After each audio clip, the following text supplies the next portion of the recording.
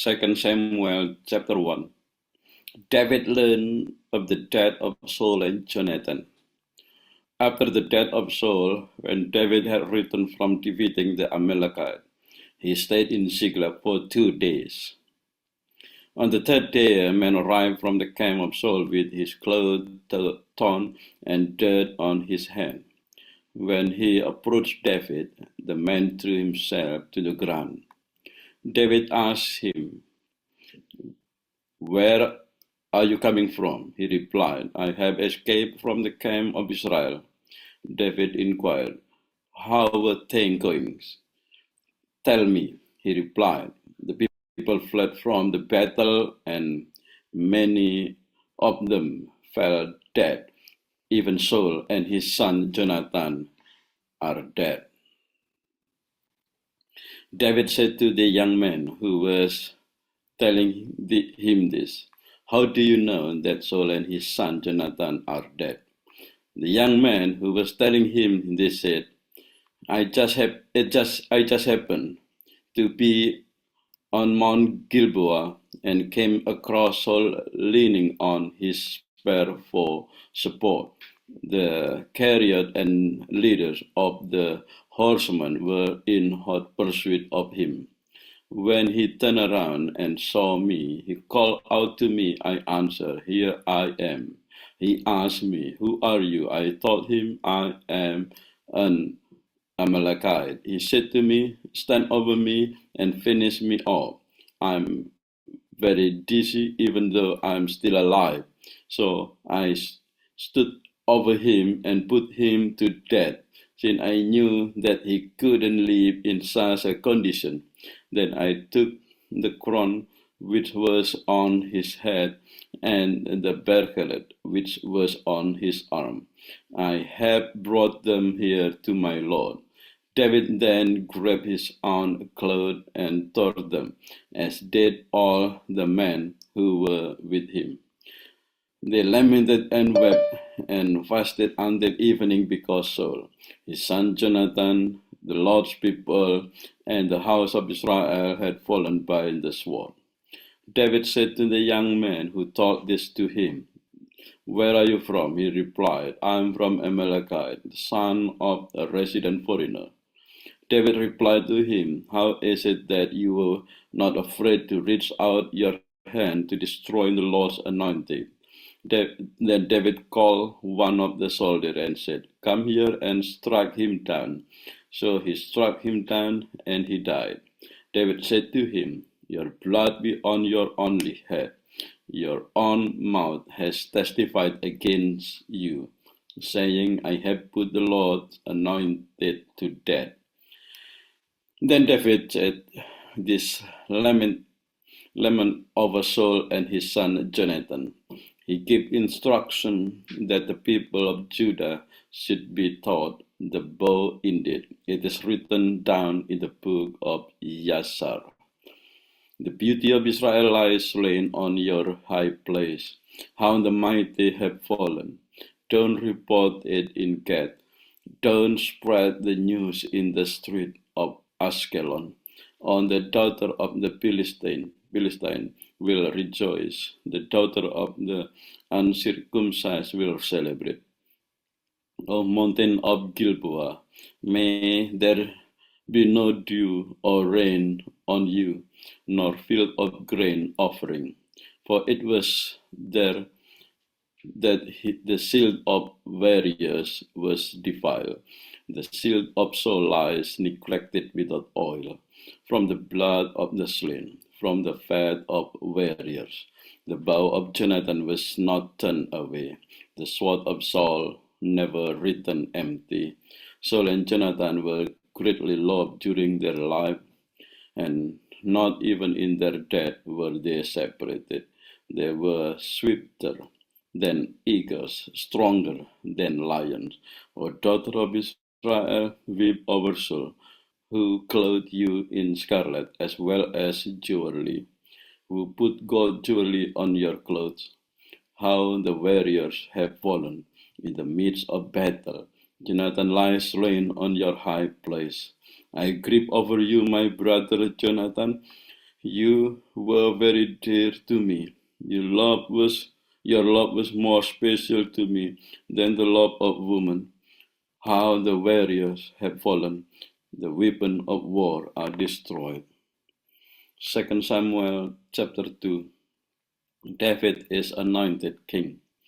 Afterward, David inquired of the Lord, should I go up to one of the cities of Judah? The Lord told him, go up. David asked, where should I go? The Lord replied, to Hebron. So David went up along with his two wives, Ahinoam the Jezreelite and Abigail, formerly the wife of Nabal the Carmelite. David also brought along the men who were with him, each with his family. They settled in the cities of Hebron. The men of Judah came, and there they anointed David as king over the people of Judah. David was told, the people of Jabez Gilead are the one who buried Saul. So David sent messenger to the people of Jabez Gilead and told them, may you be blessed by the Lord, because you have shown this kindness to your Lord Saul by burying him. Now may the Lord show you true kindness. I also will reward you, because you have done this deed.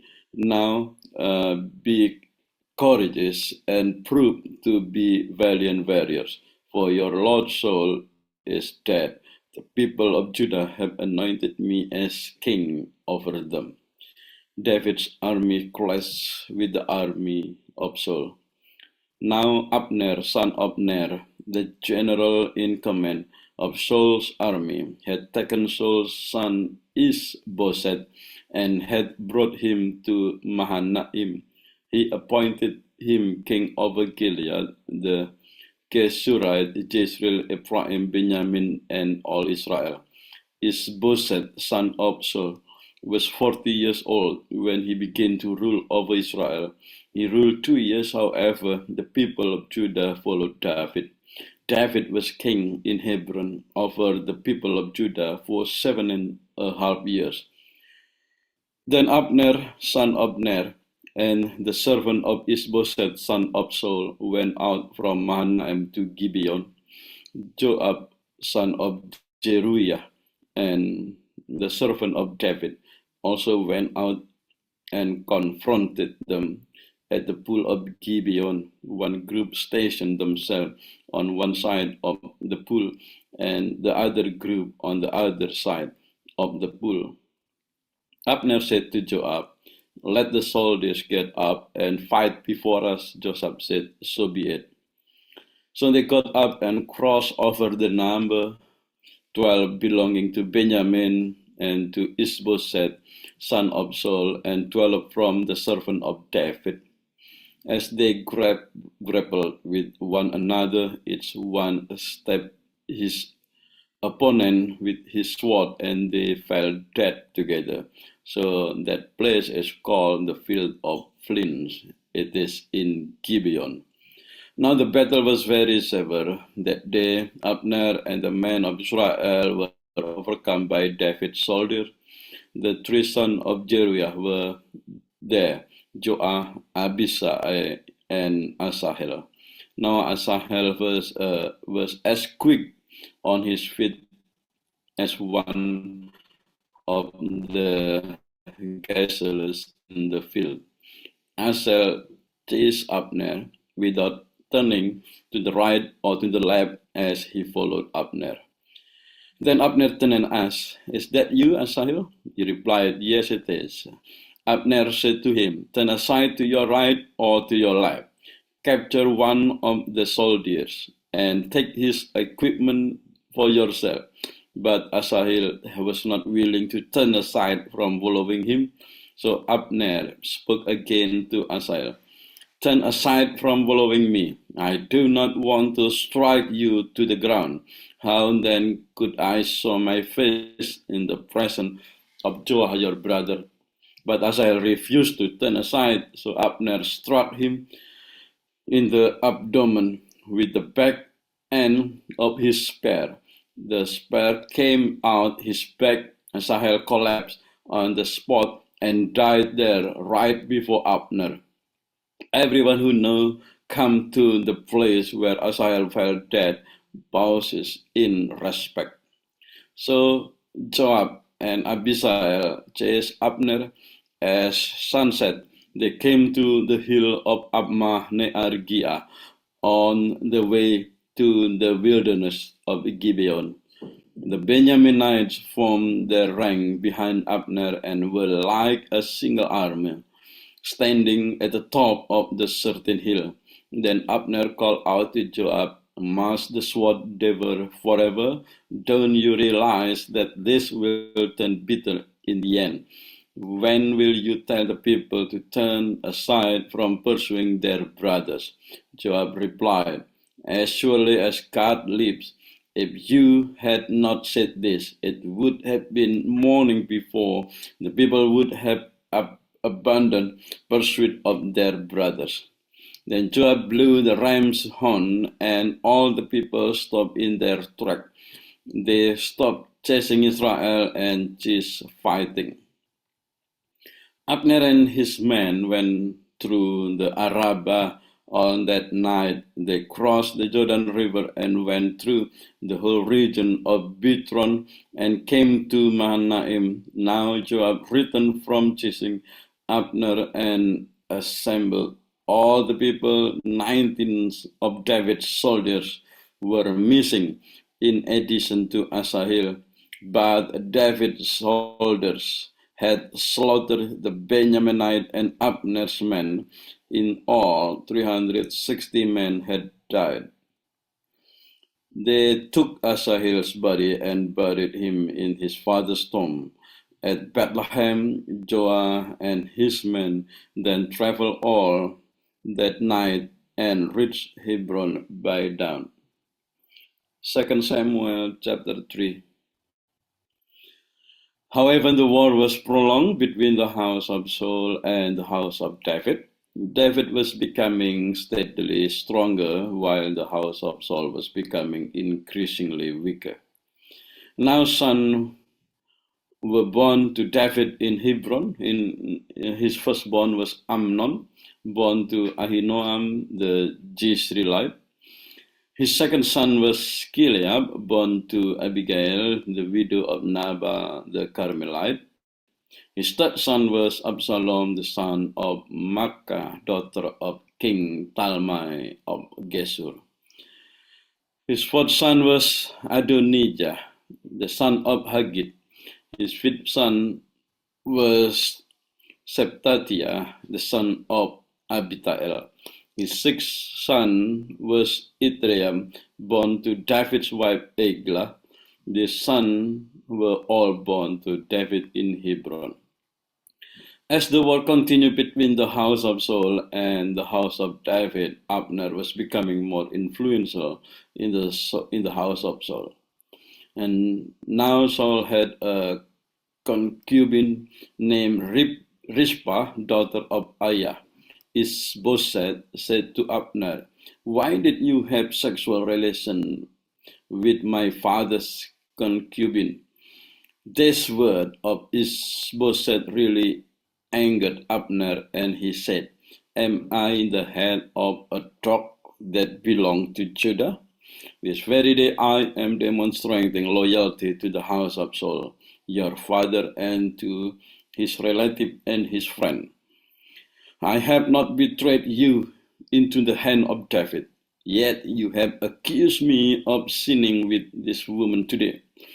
God will severely judge Abner if I do not do for David exactly what the Lord has promised him, namely to transfer the kingdom from the house of Saul and to establish the throne of David over Israel and over Judah all the way from Dan to Beersheba." Ishbosheth was unable to answer Abner with even a single word because he was afraid of him. Then Abner sent messenger to David, saying, "To whom does the land belong? Make an agreement with me, and I will do whatever I can to cause all Israel to turn to you." So David said, "Good, I will make an agreement with you. I ask only one thing from you. You will not see my face unless you bring Saul, daughter Michal, when you come to visit me. David sent messenger to Ishbosheth, son of Saul, with this demand. Give me my wife Michal, whom I acquired for 100 Palestine foreskin. So Ishbosheth took her from her husband Paltiel, son of Laish. Her husband went along behind her, weeping all the way to Bahurim. Finally, Abner said to him, Go back. So he returned home. Abner advised the elders of Israel, Previously, you were wanting David to be your king. Act now. For the Lord has said to David, By the hand of my servant David, I will save my people Israel from the Philistines and from all their enemies. Then Abner spoke privately with the Benjaminite. Abner also went to Hebron to inform David privately of all that Israel and the entire house of Benjamin had agreed to. When Abner, accompanied by 20 men, came to David in Hebron, David prepared a banquet for Abner and the men who were with him. Abner said to David, Let me live so that I may go and gather Israel to my lord the king, so that they may make an agreement with you. Then you will rule over all that you desire. So David sent Abner away, and he left in peace. Now David's soldiers and Joab were coming back from a raid, bringing a great deal of plunder with them. Abner was no longer with David in Hebron, for David had sent him away, and he had left in peace. When Joab and all the army that was with him arrived, Joab was told, Abner the son of Ner came to the king. He sent him away, and he left in peace. So Joab went to the king and said, What have you done? Abner has come to you. Why should you send him away? Now he's gone on his way. You know Abner the son of Ner. Surely he came here to spy on you and to determine when you leave and when you return, and to discover everything that you are doing. Then Joab left David and sent messenger after Abner. They brought him back from the well of Sirah, but David was not aware of it. When Abner returned to Hebron, Joab took him aside at the gate as if to speak privately with him. Joab then stabbed him in the abdomen and killed him, avenging the shed blood of his brother Asahel. When David later heard about this, he said, I and my kingdom are forever innocent before the Lord of the shed blood of Abner, son of Ner. May his blood whirl over the head of Joab and the entire house of his father. May the males of Joab's house never cease to have someone with a running sore or a skin disease, or one who works at the spindle, or one who falls by the sword, or one who lacks food. So Joab and his brother Abishai killed Abner because he had killed their brother Asahel in Gibeon during the battle. David instructed Joab and all the people who were with him, Tear your clothes, put on sackcloth, lament before Abner. Now King David followed behind the funeral bier. So they buried Abner in Hebron. The king cried loudly over Abner's grave, and all the people wept too. The king chanted the following lament for Abner. Should Abner have died like a fool, your hands were not bound and your feet were not put into iron, you fell the way one falls before criminal. All the people wept over him again. Then all the people came and encouraged David to eat food while it was still day. But David took an oath, saying, God will punish me severely if I taste bread or anything whatsoever before the sun set. All the people noticed this, and it pleased them. In fact, everything the king did pleased all the people. All the people and all Israel realized on that day that the killing of Abner, son of Ner, was not done at the king's instigation. Then the king said to his servant, "Do you not realize that a great leader has fallen this day in Israel? Today I am weak, even though I am anointed as king. These men, the son of Zeruiah, are too much for me to bear. May the Lord punish appropriately the one who has done this evil thing." 2 Samuel chapter 4. When Ishbosheth, the son of Saul, heard that Abner had died in Hebron, he was very disheartened, and all Israel was afraid. Now Saul's son had two men who were in charge of raiding unit. One was named Baanah and the other Rechab. They were sons of Rimmon the Beerothite, who was a Benjaminite. Beeroth is regarded as belonging to Benjamin. For the Beerothite fled to Gittaim and have remained there as resident foreigners until the present time. Now Saul's son Jonathan had a son who was crippled in both feet. He was 5 years old when the news about Saul and Jonathan arrived from Jezreel. His nurse picked him up and fled, but in her haste to get away, he fell and was injured. Mephibosheth was his name. Now the son of Rimmon, the Beerothite, Rechab and Baanah, went at the hottest part of the day to the home of Ishbosheth as he was enjoying his midday rest. They entered the house under the pretense of getting wit and mortally wounded him in the stomach. Then Rechab and his brother Baanah escaped. They had entered the house while Ishbosheth was resting on his bed in his bedroom. They mortally wounded him and then cut off his head.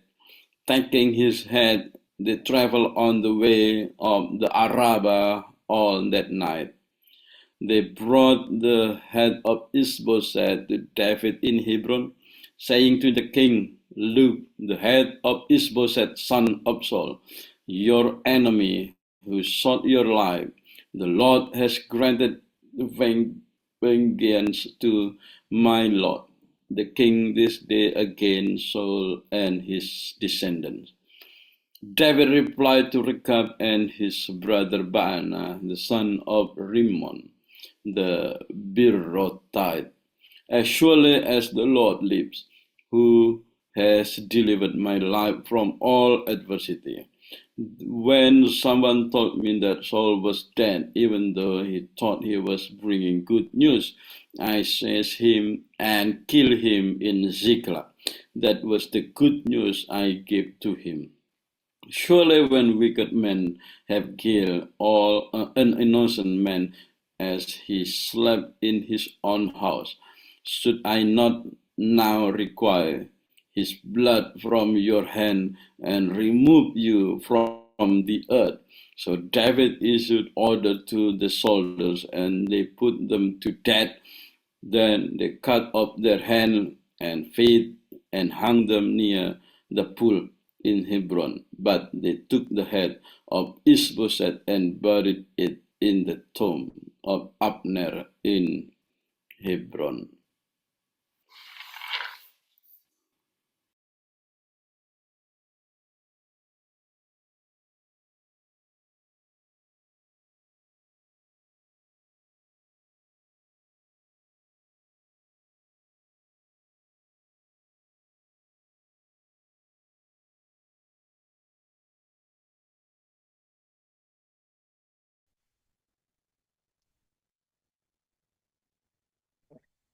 Second Samuel chapter 5. David becomes king over Israel. All the tribes of Israel came to David at Hebron and said, We are your own flesh and blood. In the past, while Saul was king over us, you were the one who led Israel on their military campaigns. And the Lord said to you, you will shepherd my people Israel, and you will become their ruler. When all the elders of Israel had come to King David at Hebron, the king made a covenant with them at Hebron before the Lord, and they anointed David king over Israel. David was 30 years old when he became king, and he reigned 40 years. In Hebron, he reigned over Judah 7 years and 6 months. And in Jerusalem, he reigned over all Israel and Judah 33 years. David conquers Jerusalem. The king and his men marched to Jerusalem to attack the Jebusites who lived there. The Jebusites said to David, you will not get in here. Even the blind and the lame can ward you off.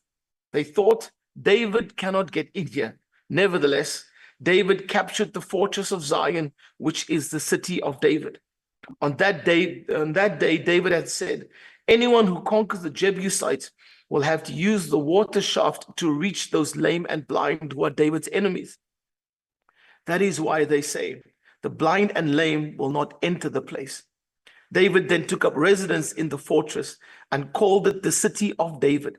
He built up the area around it from the terraces inward, and he became more and more powerful because the Lord God Almighty was with him. Now Hiram, king of Tyre, sent envoys to David, along with cedar logs and carpenters and stonemasons, and they built a palace for David. Then David knew that the Lord had established him as king over Israel and had exalted his kingdom for the sake of his people Israel. After he left Hebron, David took more concubines and wives in Jerusalem, and more sons and daughters were born to him. These are the names of the children born to him: Shammua, Shobab, Nathan, Solomon, Ebar, Elishua, Nepheg, Japhia, Elishima, Eliada, and Eliphelet. David defeats the Philistines. When the Philistines heard that David had been anointed king over Israel, they went up in full force to search for him. But David heard about it and went down to the stronghold. Now the Philistines had come and spread out in the valley of Rephaim. So David inquired of the Lord, shall I go attack the Philistines? Will you deliver them into my hands? The Lord answered him, go, for I will surely deliver the Philistines into your hands. So David went to Baal Perazim, and there he defeated them. He said, as waters break out, the Lord has broken out against my enemies before me. So that place was called Baal Perazim. The Philistines abandoned their idols there, and David and his men carried them off. Once more, the Philistines came up and spread out in the valley of Rephaim. So David inquired of the Lord, and he answered, do not go straight up, but circle around behind them and attack them in front of the poplar trees. As soon as you hear the sound of marching in the tops of the poplar trees, move quickly, because that will mean the Lord has gone out in front of you to strike the Philistine army. So David did as the Lord commanded him, and he struck down the Philistines all the way from Gibeon to Gezer. 2 Samuel 6. The ark brought to Jerusalem. David again brought together all the able young men of Israel, 30,000. He and all his men went to Bala in Judah to bring up from there the ark of God, which is called by the name of the Lord Almighty, who is enthroned between the cherubim and the ark. They set the ark of God on a new cart and brought it from the house of Abinadab, which was on the hill. Uzzah and Ahio, sons of Abinadab, were guiding the new cart with the ark of God on it, and Ahio was walking in front of it. David and all Israel were celebrating with all their might before the Lord, with castanets, harps, lyres, timbrels, sistrums, and cymbals. When they came to the threshing floor of Nacon, Uzzah reached out and took hold of the ark of God because the oxen stumbled. The Lord's anger burned against Uzzah because of his irreverent act. Therefore, God struck him down, and he died there beside the ark of God. Then David was angry because the Lord's wrath had broken out against Uzzah, and to this day that place is called Perez Uzzah. David was afraid of the Lord that day and said, how can the ark of the Lord ever come to me? He was not willing to take the ark of the Lord to be with him in the city of David. Instead, he took it to the house of Obed-Edom the Gittite. The ark of the Lord remained in the house of Obed-Edom the Gittite for 3 months, and the Lord blessed him and his entire household. Now King David was told, the Lord has blessed the household of Obed-Edom and everything he has because of the ark of God. So David went to bring up the ark of God from the house of Obed-Edom to the city of David with rejoicing. When those who were carrying the ark of the Lord had taken 6 steps, he sacrificed a bull and fattened calf, wearing a linen ephod. David was dancing before the Lord with all his might, while he and all Israel were bringing up the ark of the Lord with shouts and the sound of trumpets. As the ark of the Lord was entering the city of David, Michal, daughter of Saul, watched from a window. And when she saw King David leaping and dancing before the Lord, she despised him in her heart. They brought the ark of the Lord and set it in its place inside the tent that David had pitched for it. And David sacrificed burnt offerings and fellowship offerings before the Lord. After he had finished sacrificing the burnt offerings and fellowship offerings, he blessed the people in the name of the Lord Almighty. Then he gave a loaf of bread, a cake of dates, and a cake of raisins to each person in the whole crowd of Israelites, both men and women, and all the people went to their homes.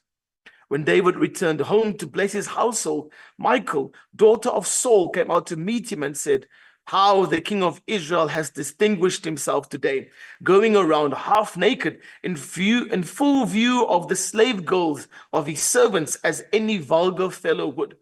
David said to Michal, it was before the Lord who chose me rather than your father or anyone from his house when he appointed me ruler over the Lord's people Israel. I will celebrate before the Lord. I will become even more undignified than this, and I will be humiliated in my own eyes. But by these slave girls you spoke of, I will be held in honor. And Michal, daughter of Saul, had no children to the day of her death. 2 Samuel 7, God's promise to David.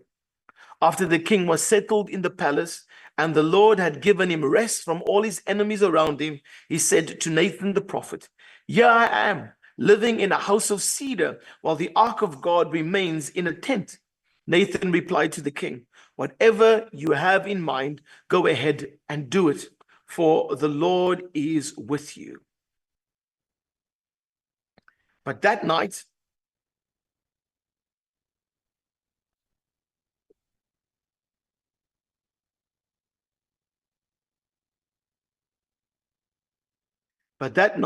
the word of the Lord came to Nathan, saying, go and tell my servant David, this is what the Lord says.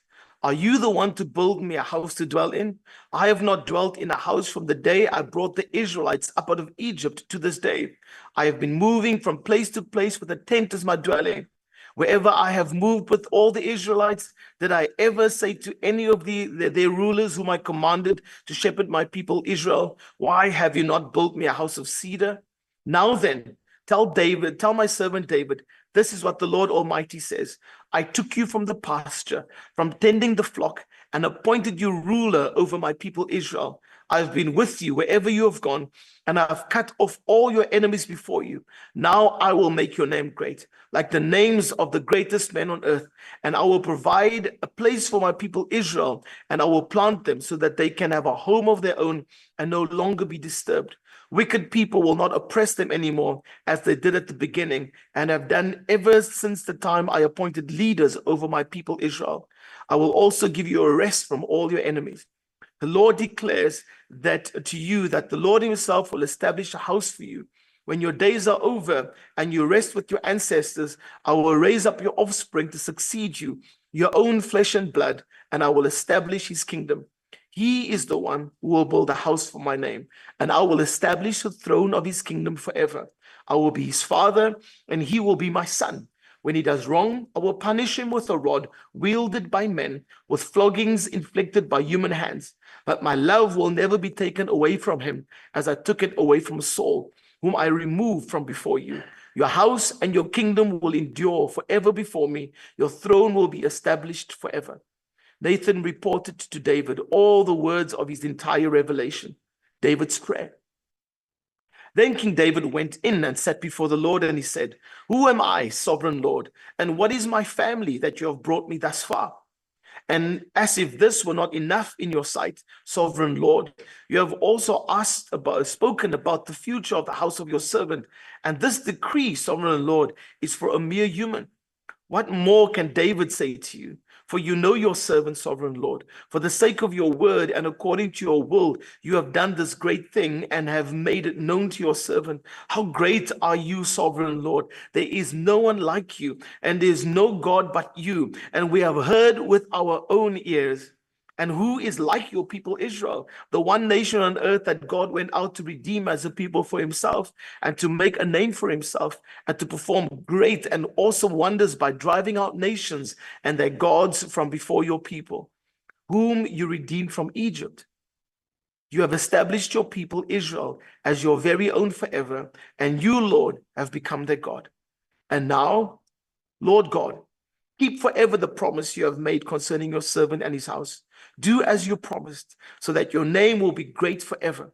Then people will say, "The Lord Almighty is God over Israel, and the house of your servant David will be established in your sight." Lord Almighty, God of Israel, you have revealed this to your servant, saying, "I will build a house for you." So your servant has found courage to pray this prayer to you. Sovereign Lord, you are God, your covenant is trustworthy, and you have promised these good things to your servant. Now be pleased to bless the house of your servant, that it may continue forever in your sight. For you, sovereign Lord, have spoken, and with your blessing, the house of your servant will be blessed forever.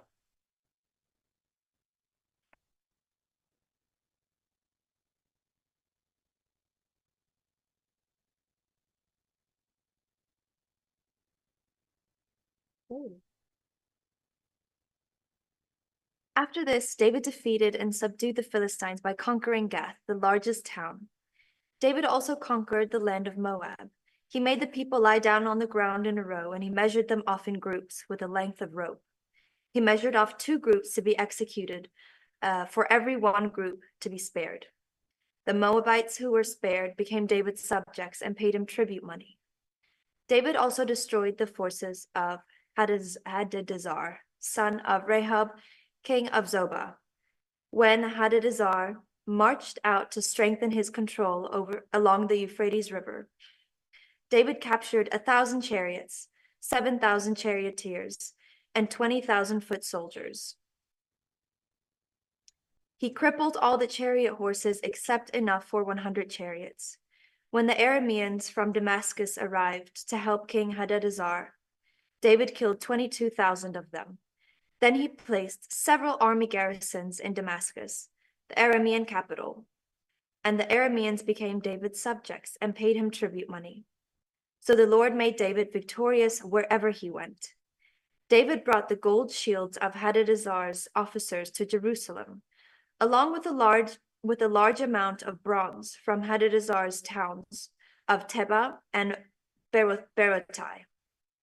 When king of Toi of Hamath heard that David had destroyed the entire army of Hadadezer, he sent his son Joram to congratulate King David for his successful campaign. Hadadezer and Toi had been enemies and were often at war. Joram presented David with many gifts of silver, gold, and bronze. King David dedicated all these gifts to the Lord, as he did with the silver and gold from the other nations he had defeated, from Edom, Moab, Ammon, Philistia, and Amalek, from the Hadadezer, son of Rehob, king of Zobah.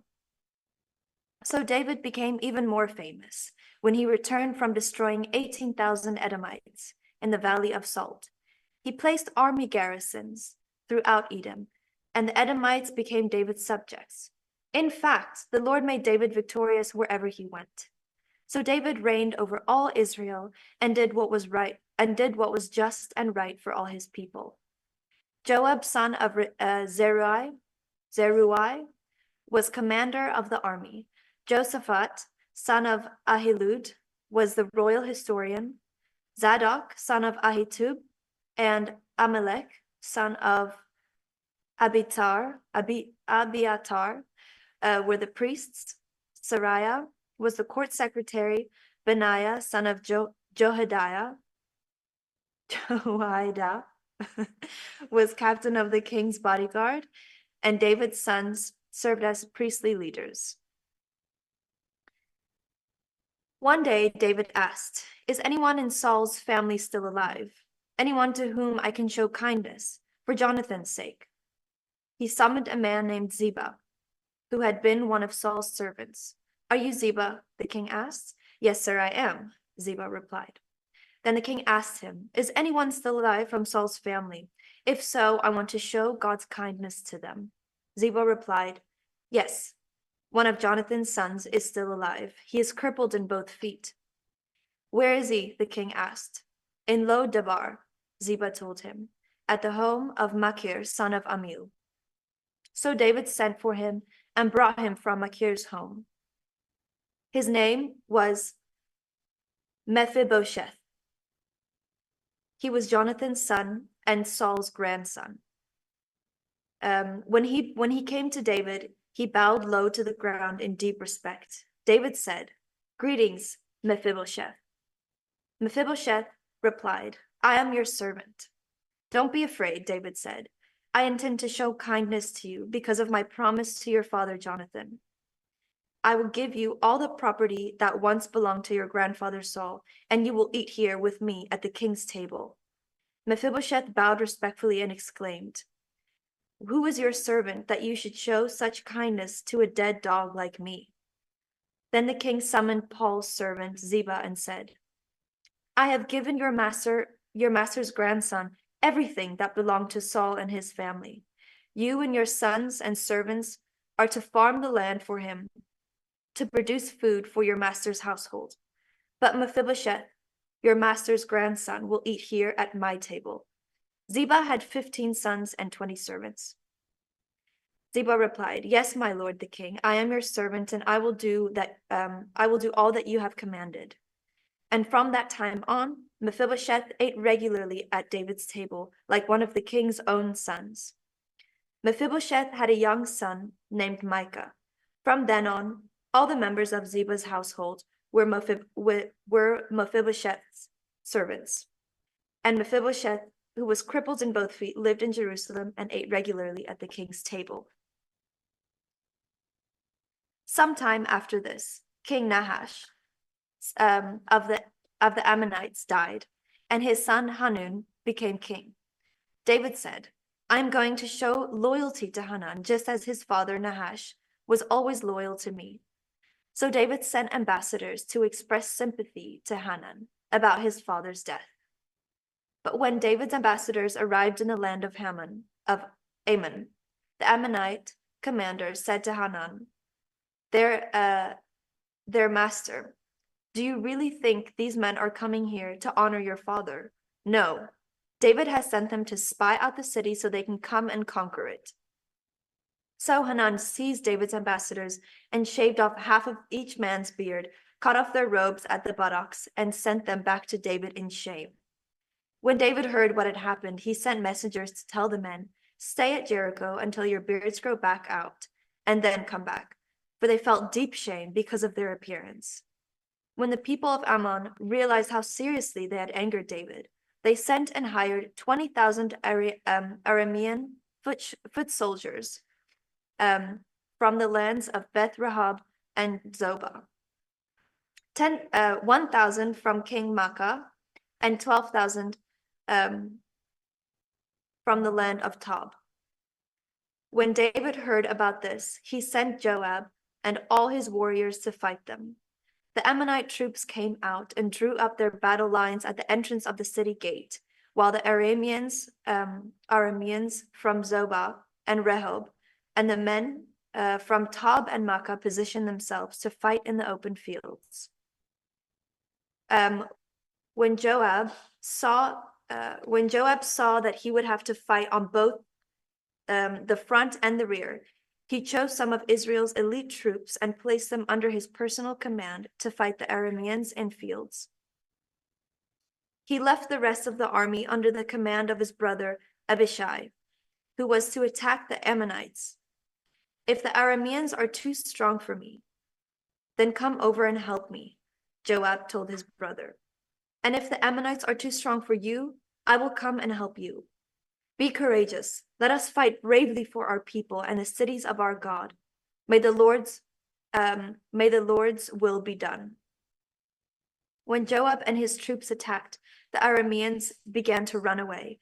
And when the Ammonites saw the Arameans running, they ran from Abishai and retreated into the city. After the battle was over, Joab returned to Jerusalem. The Arameans now realized that they were no match for Israel. So when they regrouped, they were joined by additional Aramean troops summoned by Hadadezer from the other side of the Euphrates River. These troops arrived at Helam under the command of Shobach, the commander of Hadadezer's forces. When David heard what was happening, he mobilized all Israel, crossed the Jordan River, and led the army to Helam. The Arameans positioned themselves in battle formation and fought against David. But again, the Arameans fled from the Israelites. This time, David's forces killed 700 charioteers and 40,000 foot soldiers, including Shobach, the commander of their army. When all the king's allied with Hadadezer saw that they had been defeated by Israel, they surrendered to Israel and became their subjects. After that, the Arameans were afraid to help the Ammonites.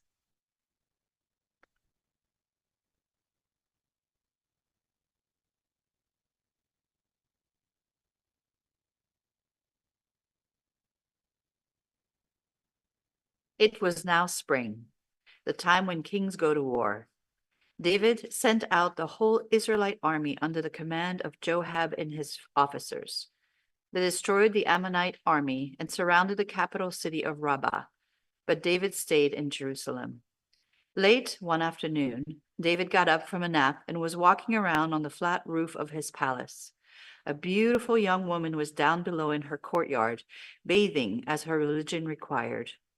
David happened to see her, and he sent one of his servants to find out who she was. The servant came back and told David, "Her name is Bathsheba. She is the daughter of Eliam, and she is the wife of Uriah the Hittite." David sent some messengers to bring her to his palace. She came to him, and he slept with her. Then she returned home. But later, when she found out that she was going to have a baby, she sent someone to David with this message: "I'm pregnant." David sent a message to Joab: "Send Uriah the Hittite to me." Joab sent Uriah to David's palace, and David asked him, "Is Joab well? How is the army doing? And how about the war?" Then David told Uriah, "Go home and clean up." Uriah left the king's palace, and David had dinner sent to Uriah's house. But Uriah didn't go home. Instead, he slept outside the entrance to the royal palace, where the king's guards slept. Someone told David that Uriah had not gone home.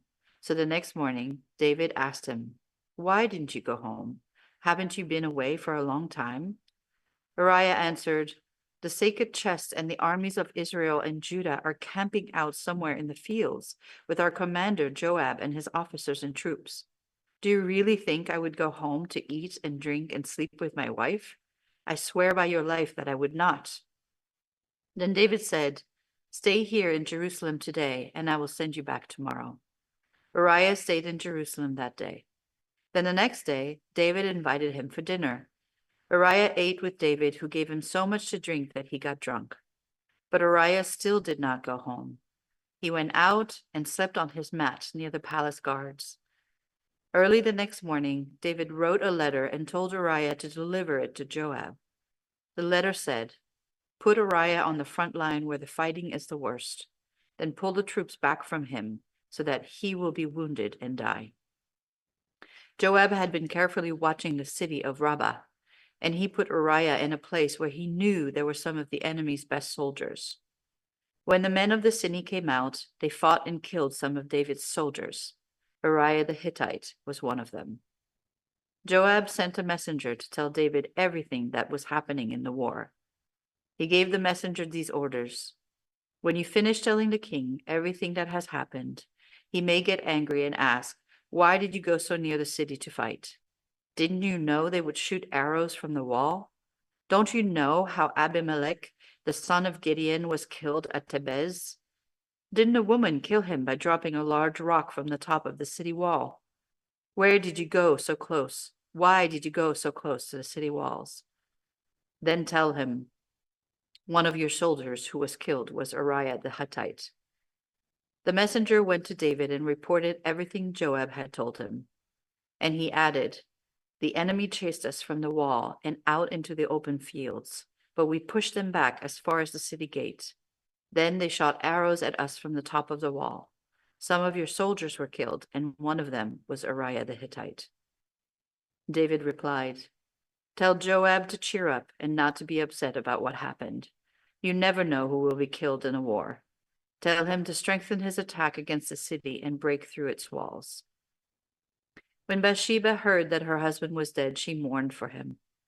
Then after the time of mourning was over, David sent someone to bring her for the palace. She became David's wife, and they had a son. The Lord's message for David. The Lord was angry because of what David had done, and he sent Nathan the prophet to tell this story to David. A rich man and a poor man lived in the same town. The rich man owned a lot of sheep and cattle, but the poor man had only one little lamb that he had bought and raised. The lamb became a pet for him and his children. He even let it eat from his plate and drink from his cup and sleep on his lap. The lamb was like one of his own children. One day, someone came to visit the rich man, but the rich man didn't want to kill any of his own sheep or cattle and serve it to the visitor. So he stole the poor man's lamb and he served it instead.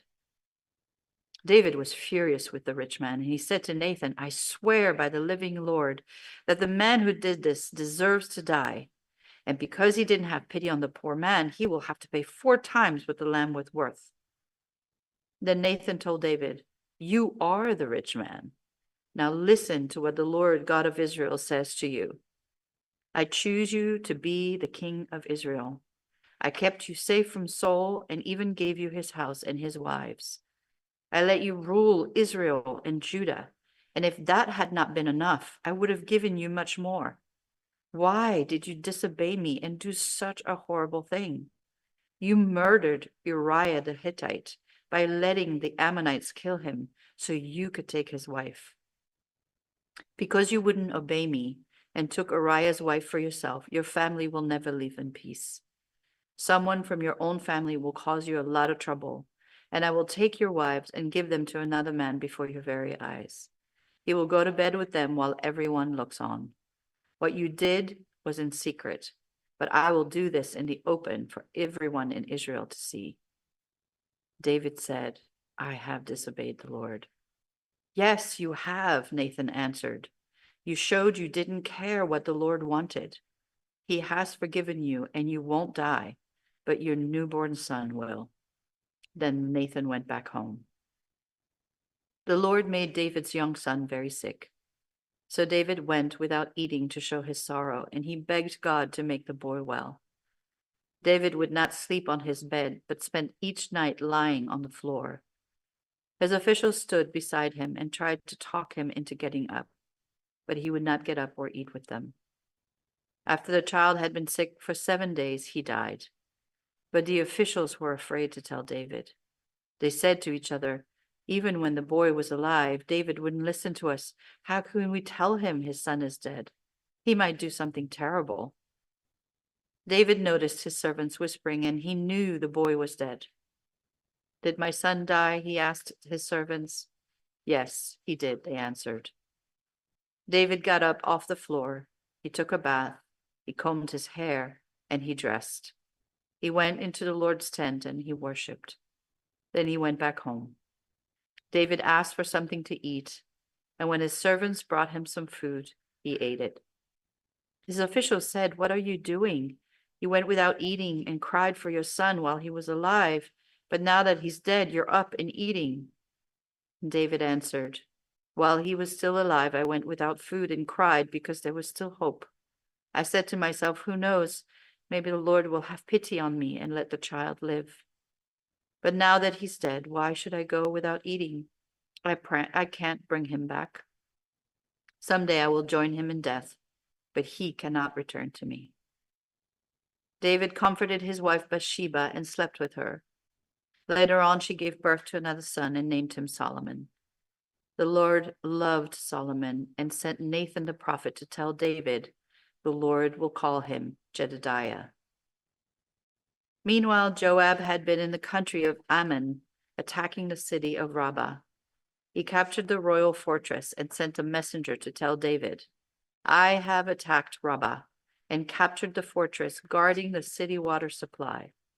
Call the rest of the army together, then surround the city and capture it yourself. If you don't, everyone will remember that I captured the city." David called the rest of the army together and attacked Rabbah. He captured the city and took the crown from the statue of their god Milcom. The crown was made of about 35 kilograms of gold, and there was a valuable jewel on it. David put the jewel on his own crown. He also carried off everything else of value. David made the people of Rabbah tear down the city walls with iron picks and axes, and then he put them to work making bricks. He did the same thing with all the other Ammonite cities. David went back to Jerusalem, and the people of Israel returned to their homes.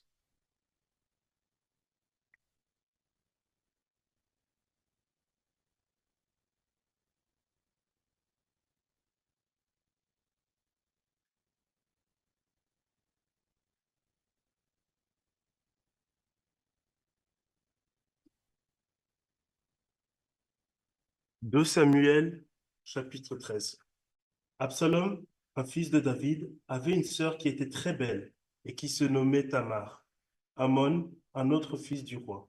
David en tomba passionnément amoureux.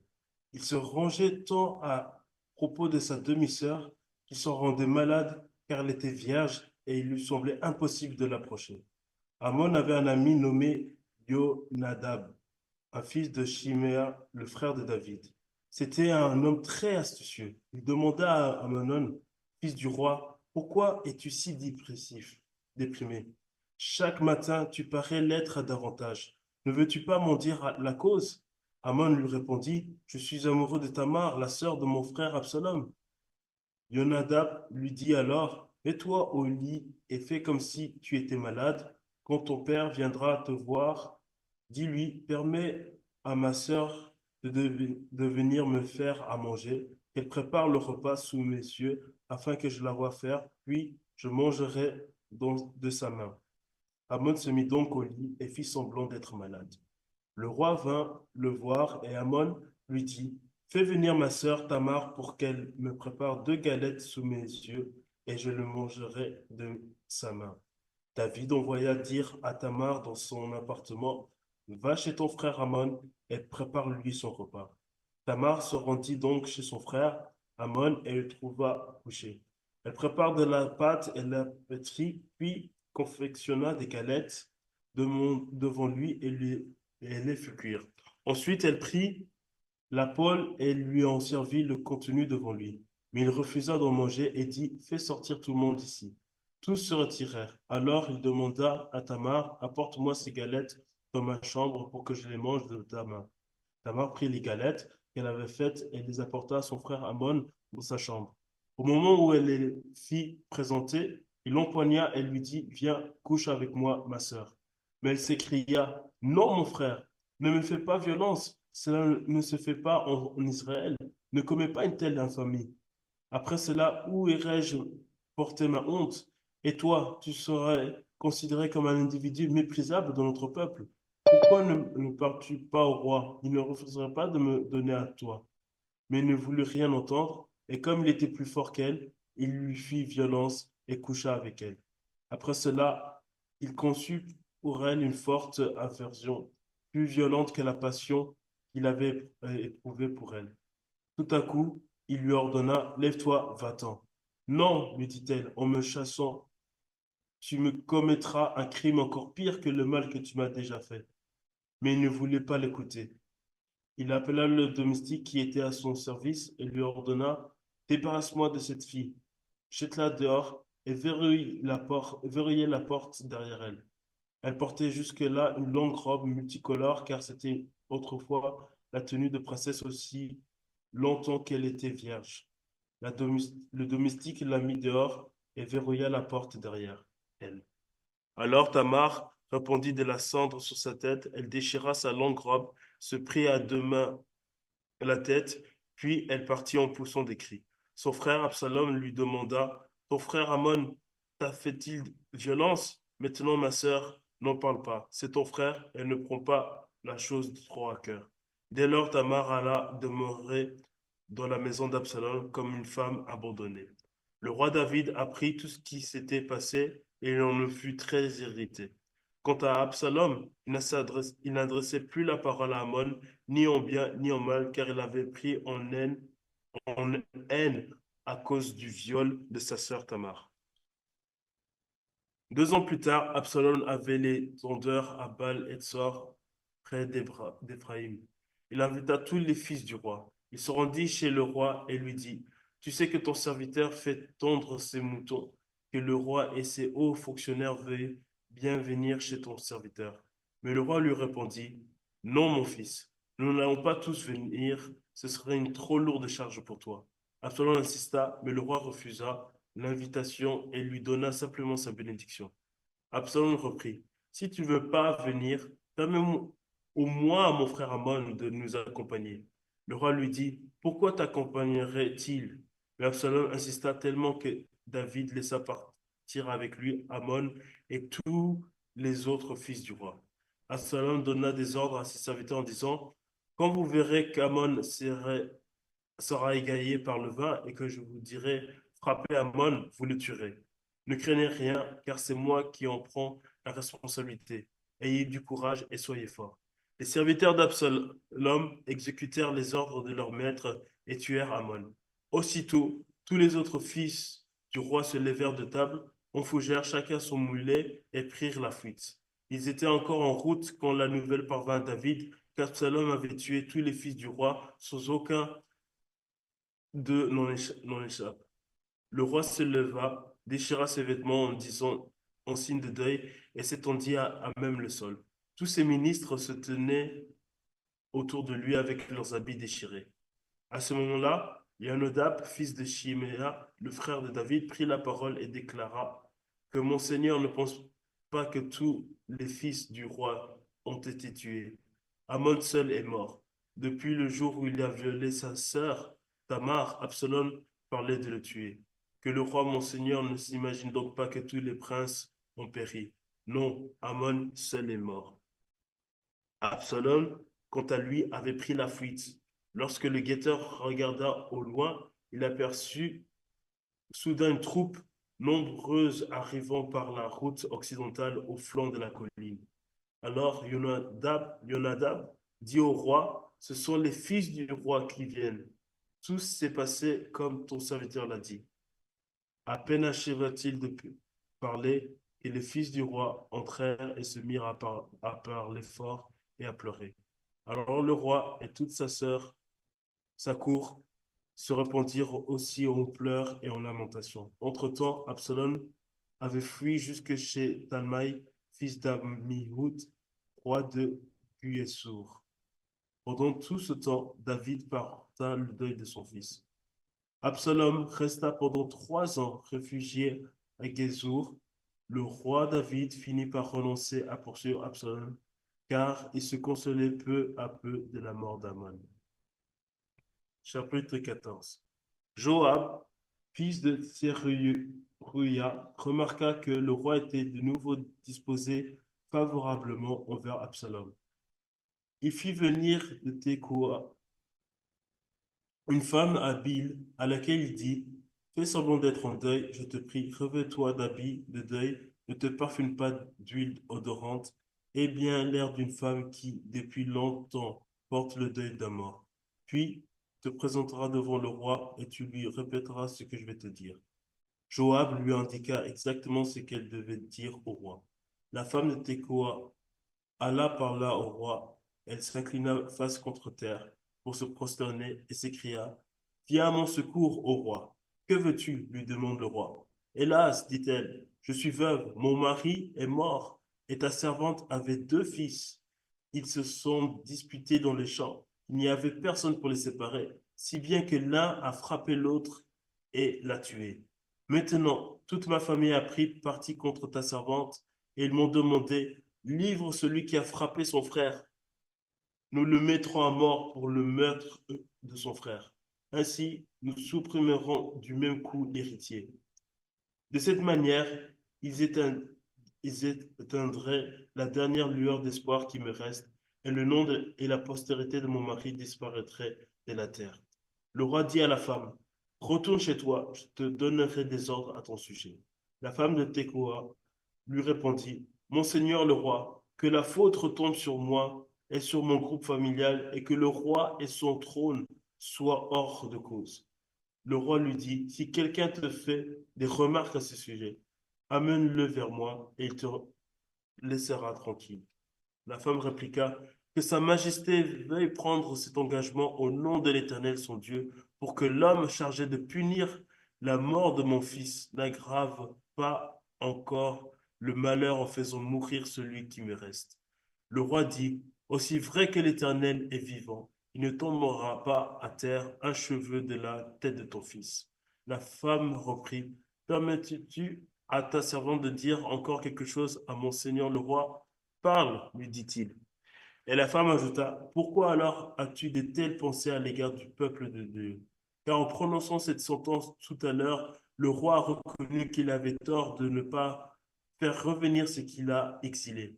Nous avons tous nous devons tous mourir. Notre vie est comme de l'eau répandue sur le sol et que l'on ne peut plus recueillir si Dieu n'en rassure l'être. Mais son dessein n'est pas de tenir loin de lui l'exil. Maintenant, si je suis venu parler ainsi au roi, mon Seigneur, c'est parce que l'état du peuple m'a fait peur. Alors ta servante s'est dit, je veux parler au roi. Peut-être le roi suivra-t-il le conseil de son humble servante. Peut-être consentira-t-il à protéger sa servante contre l'homme qui voudrait nous supprimer, moi et mon fils du peuple que Dieu s'est choisi pour qu'il lui appartienne. Oui, je me suis dit que la parole du roi, mon Seigneur, serait une parole d'apaisement, car mon Seigneur le roi est comme un ange de Dieu pour discerner le bien et le mal. Que l'Éternel ton Dieu soit donc avec toi. Le roi dit à la femme, je vais te proposer à mon tour une question. Promets-moi de me répondre sans rien me cacher. La femme lui dit, que le roi mon Seigneur parle. Le roi reprit, ne serait-ce pas Joab qui est derrière tout cela? La femme reprit, aussi vrai que tu es vivant, ô roi, mon Seigneur, on ne peut s'écarter ni à droite ni à gauche de tout ce que dit mon Seigneur le roi. C'est bien ton serviteur Joab qui m'a chargé de te parler. C'est lui qui a indiqué à ta servante tout ce qu'elle devait dire. Si ton serviteur Joab a agi ainsi, c'est pour me donner à cette affaire une autre tournure. Mais mon Seigneur possède la sagesse d'un ange de Dieu pour connaître tout ce qui se passe dans le pays. Le roi a donc parlé à Joab et lui dit, j'ai décidé d'agir comme tu me l'as suggéré. Va charger le jeune homme Absalom et ramène-le ici. Joab s'inclina face contre terre pour se prosterner et dit au roi, Dieu te bénisse, Majesté. Maintenant, je sais que tu es bien disposé à mon égard, ô roi, mon Seigneur, puisque le roi accepte de faire ce que son serviteur lui a suggéré. Joab se releva et partit pour Guessour, d'où il ramena Absalom à Jérusalem. Le roi ordonna qu'il se retire dans sa maison et ne paraisse pas en sa présence. Absalom se confina donc chez lui et ne parut pas en présence du roi. Dans tout Israël, il n'y avait personne qui fût autant admiré par sa beauté qu'Absalom. De la plante du pied au sommet de la tête, il était sans défaut. Chaque année, il se rasait la tête car sa chevelure devenait trop pesante. Lorsqu'on lui coupait les cheveux, on les pesait. Il y en avait près de 2,5 kg selon les poids officiels du roi. Absalom eut 3 fils et une fille nommée Tamar qui devint une très belle femme. Absalom resta 2 ans à Jérusalem sans paraître en présence du roi. Après 7 ans, il fut appelé Joab pour lui demander de parler au roi, mais Joab refusa de venir chez lui. Absalom revint à la charge une seconde fois, mais Joab refusa de nouveau. Alors Absalom dit à ses serviteurs, vous voyez le champ de Joab à côté du mien, il y a de l'orgue. Allez-y mettre le feu. Les serviteurs d'Absalom exécutèrent ses ordres. Alors Joab se rendit chez Absalom et lui demanda pourquoi ses serviteurs avaient mis le feu. Absalom lui répondit, je t'avais demandé de venir et tu as refusé. Je voulais t'envoyer chez le roi pour lui demander, pourquoi m'as-tu fait revenir de qui est sourd? J'aurais mieux fait d'y rester. Maintenant, je voudrais être reçu par le roi, et si je suis coupable, eh bien qu'il me fasse mourir. Joab se rendit chez le roi et lui rapporta les paroles de son fils. Alors le roi fit appeler Absalom. Celui-ci se rendit auprès de lui et se prosterna la face contre terre devant lui, et le roi l'embrassa.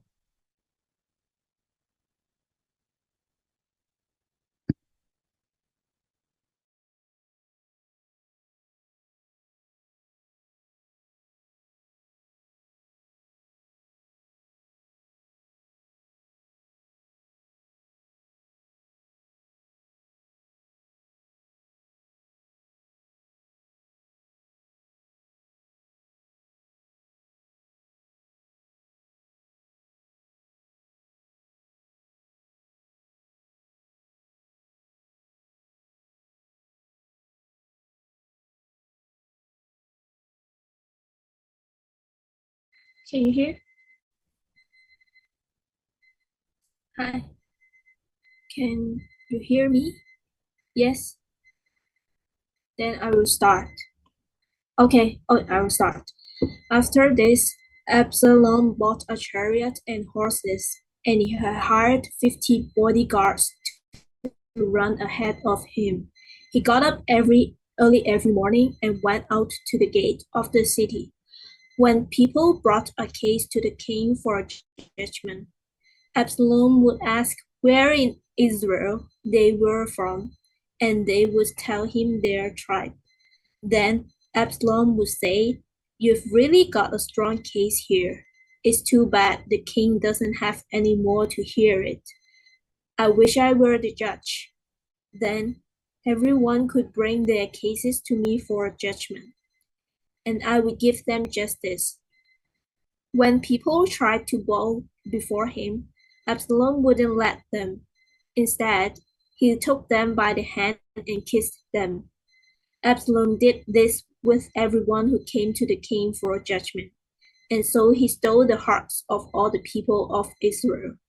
After 4 years, Absalom said to the king, let me go to Hebron to offer a sacrifice to the Lord and fulfill a vow I made to him.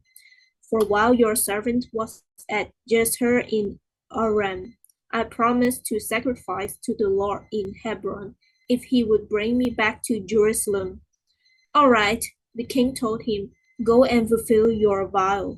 So Absalom went to Hebron, but while he was there, he sent secret messengers to all the tribes of Israel to stir up a rebellion against the king. As soon as you hear the ram's horn, his message read, you are to say Absalom has been crowned king in Hebron. He took 200 men from Jerusalem with him as guests, but they knew nothing of his intentions. While Absalom was offering the sacrifices, he sent for Ahithophel, one of David's counselors who lived in Gilo. Soon many others also joined Absalom, and the conspiracy gained momentum. A messenger soon arrived in Jerusalem to tell David, all Israel has joined Absalom in a conspiracy against you. Then we must flee at once, or it will be too late. David urged his men, hurry, if we get out of the city before Absalom arrives, both we and the city of Jerusalem will be spared from disaster. We are with you, his advisors replied. Do what you think is best. So the king and all his household set out at once. He left no one behind except 10 of his concubines to look after the palace. The king and all his people set out on foot, pausing at the last house to let all the king's men move past to lead the way. There were 600 men from Gath who had come with David, along with the king's bodyguard. Then the king turned and said to Ittai, a leader of the men from Gath, "Why are you coming with us? Come on back to King Absalom, for you are a guest in Israel, a foreigner in exile. You arrived only recently, and should I force you today to wander with us? I don't even know where we will go. Go on back and take your kinsman with you, and may the Lord show you his unfailing love and faithfulness." But Ittai said to the king, "I vow by the Lord and by your own life, and I will go wherever my lord the king goes, no matter what happens, whether it means life or death." David replied, "All right, come with us." So Ittai and all his men and their families went along. Everyone cried loudly as the king and his followers passed by. They crossed the Kidron Valley and then went out toward the wilderness. Zadok and all the Levites also came along, carrying the Ark of the Covenant of God. They set down the Ark of God, and Abiathar offered sacrifices until everyone has passed of the city. Then the king instructed Zadok to take the Ark of God back into the city. "If the Lord sees fit," David said, "he will bring me back to the ark and the tabernacle again. But if he is through with me, then let me do what seems best to him." The king also told Zadok the priest, "Look, here is my plan. You and Abiathar should return quietly to the city with your son, Amasa, and Abiathar's son Jonathan. I will stop all the shallows of Jordan River and wait there for a report from you." So Zadok and Abiathar took the ark of God back to the city and stayed there. David walked up the road to the Mount of Olives, weeping as he went. His head was covered and his feet were bare as sign of mourning. And the people who were with him covered their heads and wept as they climbed the hill. When someone told David that his advisor, Ahithophel, was now backing to Absalom, David prayed, "O Lord, let Ahithophel give Absalom foolish advice." When David reached the summit of the Mount of Olives where people worshiped God, Hushai the Archi was waiting there for him. Hushai had torn his clothing and put dirt on his head as a sign of mourning. But David told him, "If you go with me, you will only be a burden. Return to Jerusalem and tell Absalom, I will now be your advisor, O king, just as I was your father's advisor in the past. Then you can frustrate and counter Ahithophel's advice. Zadok and Abiathar the priest will be there. Tell them about the plans being made in the king's place, and they will send their sons Amasa and Jonathan to tell me what is going on." So David's friends Hushai returned to Jerusalem, getting there just as Absalom arrived. When David had gone a little beyond the summit of the Mount of Olives, Ziba, the servant of Mephibosheth, was waiting there for him. He had 2 donkeys loaded with 200 loaves of bread, 100 clusters of raisins, 100 bunches of summer fruit, and a wineskin full of wine. "What are these for?" the king asked Ziba. Ziba replied, "The donkeys are for the king's people to ride on, and the bread and summer fruit are for the young men to eat. The wine is for those who become exhausted in the wilderness." "And where's Mephibosheth's soft grandson?" the king asked him. "He stayed in Jerusalem," Ziba replied. "He said, 'Today I will get back to the kingdom of my grandfather Saul.'"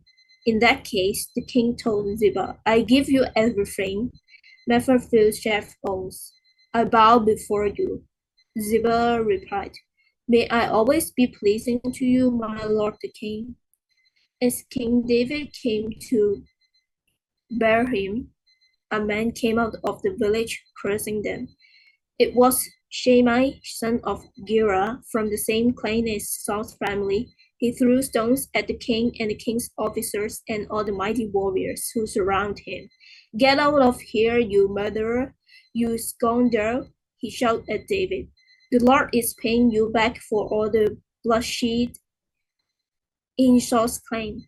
You stole his throne, and now the Lord has given it to your son Absalom. Unless you will take some of your own medicine, for you are a murderer. Why should this dead dog curse my lord the king? Absalom, son of Shimei, demanded. Let me go over and cut off his head. No, the king said. Who asked your opinion, your sons of Shimei? If the Lord has told him to curse me, who are you to stop him? Then David said to Abishai and to all his servants, my own son is trying to kill me. Doesn't this related to of Saul have even more reason to do so? Leave him alone and let him curse, for the Lord has told him to do it, and perhaps the Lord will see that I am being wronged, and will bless me because of these curses today. So David and his men continued down the road, and Shimei kept pace with them on a nearby hillside, cursing and throwing stones and dirt at David. The king and all who were with him grew weary along the way, so they rested when they reached the Jordan River. Meanwhile, Absalom and all the army of Israel arrived at Jerusalem, accompanied by Avoville. When David's friend Hushai the Archite arrived, he went immediately to see Absalom. Long came. Is this the way you treat your friend David? Absalom asked him. Why aren't you with him? I'm here because I belong to the man who is chosen by the Lord and by all the men of Israel. Hushai replied, and anyway, why shouldn't I serve you? Just as I was your father's advisor, now I will be your advisor. Then Absalom turned to Ahithophel and asked him, what should I do next? Avoville told him, go and sleep with your father's concubines, for he has left them here to look after the palace. Then all Israel will know you have insulted your father beyond hope of reconciliation, and they will throw their support to you. So they set up a tent on the palace roof where everyone could see it. And Absalom went in and had sex with his father's concubines. Absalom followed Ahithophel's advice, just as David had done. For every word Ahithophel spoke seemed as wise as though it had came directly from the mouth of God. Yeah, I'm done. My part.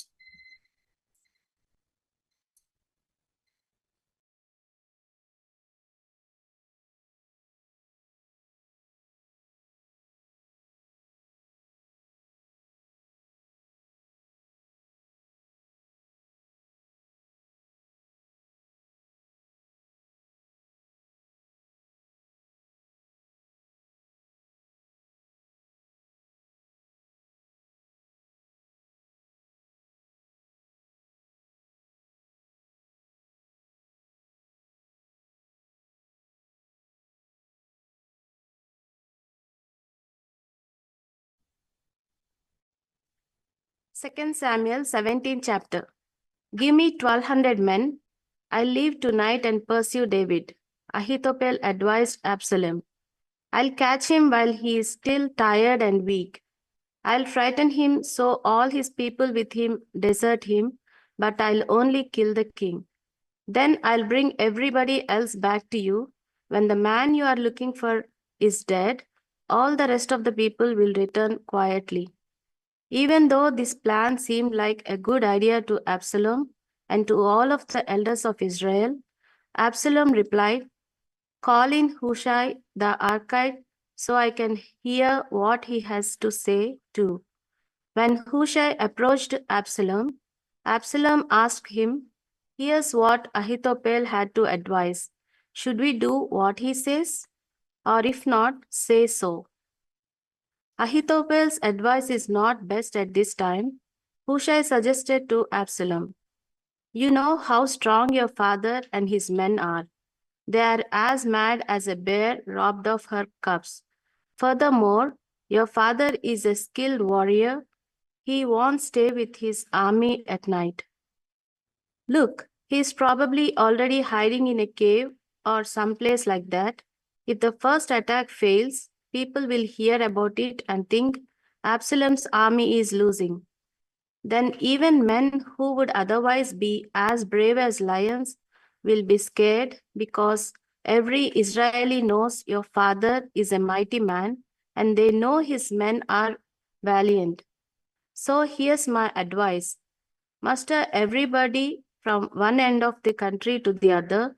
You'll have an army in number like the sand on the seashore. Then you'll go into battle. We'll go find David wherever he's hiding. We'll fall on him like dew on the ground. We'll kill him and all of his men, and we won't leave even one man alive. If he escapes into a city, we'll bring ropes to that city and tear it down. We won't leave a single stone left in the valley." Absalom and all of the Israelites replied, "The advice of Hushai the Archite is better than Ahithophel's." But the Lord had planned to circumvent the sound advice of Ahithophel, so the Lord could bring Absalom to destruction. So Hushai told Zadok and Abiathar the priests what Ahithophel had suggested to Absalom and the elders of Israel. He also reported what he himself had preposed. Hushai said, "Quick, get word to David. Tell him not to spend the night at the crossings that lead to the desert. Instead, he must cross the Jordan River immediately. That way, if he crosses the river, the king and his entourage will survive." Meanwhile, since they could not risk being seen entering the city, Jonathan and Ahimaaz had been waiting at Enrogel, where a young servant woman was to go to inform them, and they would then go brief King David. But a young man observed Jonathan and Ahimaaz and informed Absalom, so they left in a hurry, arrived at the home of a man who lived at Bahurim, and hid inside a well that was in his courtyard. The man's wife grabbed a sheet, covered the mouth of the well with it, and spread some dried grain over it. As a result, nobody could tell it was a hiding place. When Absalom's servants approached the woman of the house, they asked her, "Where are Ahimaaz and Jonathan?" "They've already crossed the brook," the woman answered. So Absalom's servants went away in search of Jonathan and Ahimaaz, but they couldn't find them. So they returned to Jerusalem. A little while later, the men crawled up out of the well and went off to talk to King David. They told David, "Get up, cross the river quickly, because this is what Ahithophel advised about you." So David got up and all of his entourage crossed the Jordan River. Everyone had crossed the Jordan River by dawn's first light. Meanwhile, when Ahithophel observed that his counsel was not being acted upon, he saddled his donkey, got up, and left for his hometown. Leaving behind a set of orders for his household, he hanged himself. After his death, he was buried in his father's tomb. Later, David arrived at Mahanaim. Absalom and all of the Israelis who supported him crossed the Jordan River. Absalom had installed Amasa in place of Joab over the army. Amasa was the son of a man named Jether the Ishmaelite. His mother was Abigail, a daughter of Nahash and a sister of Jeruah, Joab's mother. Absalom and the Israelites with him camped in the territory of Gilead.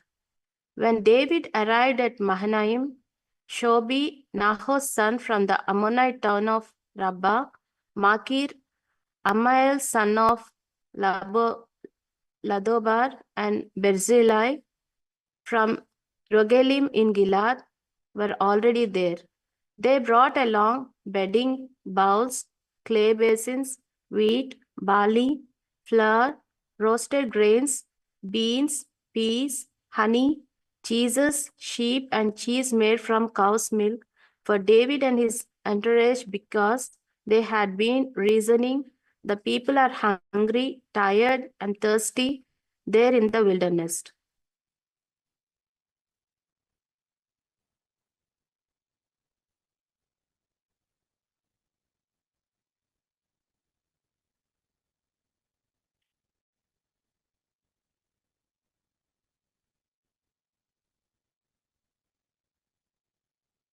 Second Samuel, 18th chapter. David mustered his forces and appointed officers in charge of regiments and companies. Dividing his forces into 3 groups, he set Joab as commander of 1/3 of his army, Zeruah's son Abishai, Joab's brother, as commander of another 1/3, and Ittai from Gath as commander of another 1/3. The king informed the army, "I am going out to battle with you too." "No way," his army responded. "If we have to retreat from the battle, Absalom's men won't care about us. Even if half of us die, they won't care about us. But you are worth 10,000 of us. The best thing you can do for us is to remain in the city." So David responded, "I'll do what you think best." Then he stood alongside the city gate as the army went out in battle, arrayed by hundreds and thousands. As they were going out, the king ordered Joab, Abishai, and Ittai, "Treat young Absalom gently for my sake." Everyone heard what the king had ordered his commanders about Absalom. David's army left for the battlefield to fight Absalom and his Israeli followers, and they also fought in the Ephraim forest, where David's army of servants defeated the Israelis.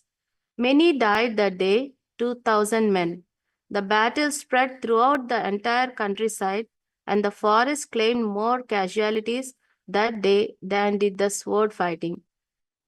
Absalom happened to run into David's soldiers while Absalom was trying to get away in his mule. It ran under the thick branches of a giant oak tree, and Absalom's head got caught in the tree. As his mule ran out from under him, Absalom was left hanging above the ground. When one of the soldiers saw what had happened, he told Joab, "I saw Absalom stuck in an oak tree." Joab asked the man who was reported to him, "What? You saw him? Why don't you kill him right then and there? I would have given you 10 pieces of silver and a warrior's sash." But the soldier replied to Joab, "I wouldn't have touched the king's son even if you dropped 1,000 pieces of silver right into my hands, because we heard the king command you, Abishai and Ittai, watch how you treat the young man Absalom. If I had taken his life, the king would have uncovered everything about it, and you would never have protected me." "There's no reason to wait for you," Joab retorted. Then he took 3 spears in his hand and stabbed Absalom in the heart while he was still alive, dangling from the branches of the oak tree. 10 young men who served as Joab's personal assistants then surrounded Absalom, striking him repeatedly and killing him. At this, Joab surrendered his battle trumpet and his troops stopped pursuing the other Israelis. Meanwhile, Joab's army grabbed Absalom's body, tossed it into a large pit in the forest, and filled it up with a huge pile of rocks. Then the Israelis ran away back to their homes.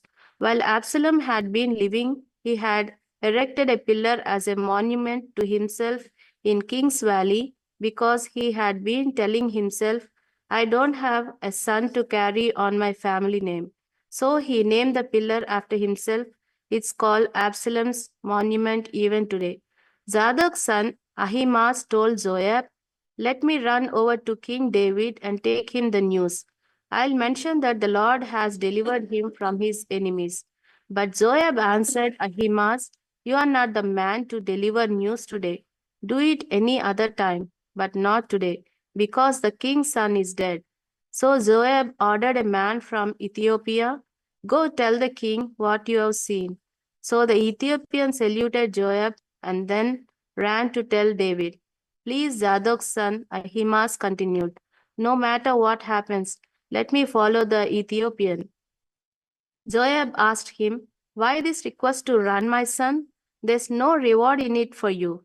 No matter what, I'm running, Ahimaaz replied. So Joab told Ahimaaz, run, and Ahimaaz ran, taking the Jordan Valley road, passing the Ethiopian. Meanwhile, David was sitting between the inner and outer gates of the city. The watchman was up on the roof of the gateway near the walls, looking around, and there was a man running by himself. So the watchman called out his news to the king. The king responded, if he is alone, he is bringing some news to report. As the man continued to draw near and approach the palace, the watchman observed another man running. So he called out to the gatekeeper, there's another man running by himself. The king replied, he is also bringing some news to report. Then the watchman observed, it looks to me that the runner out in front is running like Zadok's son Ahimaaz. The king replied, this is a good man, bearing good news. Everything is fine, Ahimaaz announced to the king. He bowed low with his face to the ground before the king and said, praise be to the Lord your God. He has handed over the men who rebelled against your majesty, the king. Are things fine with respect to the young man Absalom? The king asked. Ahimaaz answered, I saw a lot of confusion about the time Joab was getting ready to send the king's courier and me, your servant, but I'm not sure what was going on. The king replied, stand here at attention and wait. So he stepped to the side and stood there waiting. Just then the Ethiopian arrived. He reported, good news, your majesty, the king. The Lord has delivered you from the control of everyone who rebelled against you. The king asked the Ethiopian, is the young man safe? The Ethiopian answered, may the enemies of your majesty the king, including everyone who rebels and tries to harm you, become like that young man. Deeply shaken, the king went up to the chamber overlooking the city gate, weeping bitterly and crying out as he went along, my son Absalom, my son Absalom, I wish I had died instead of you. Absalom, my son, my son.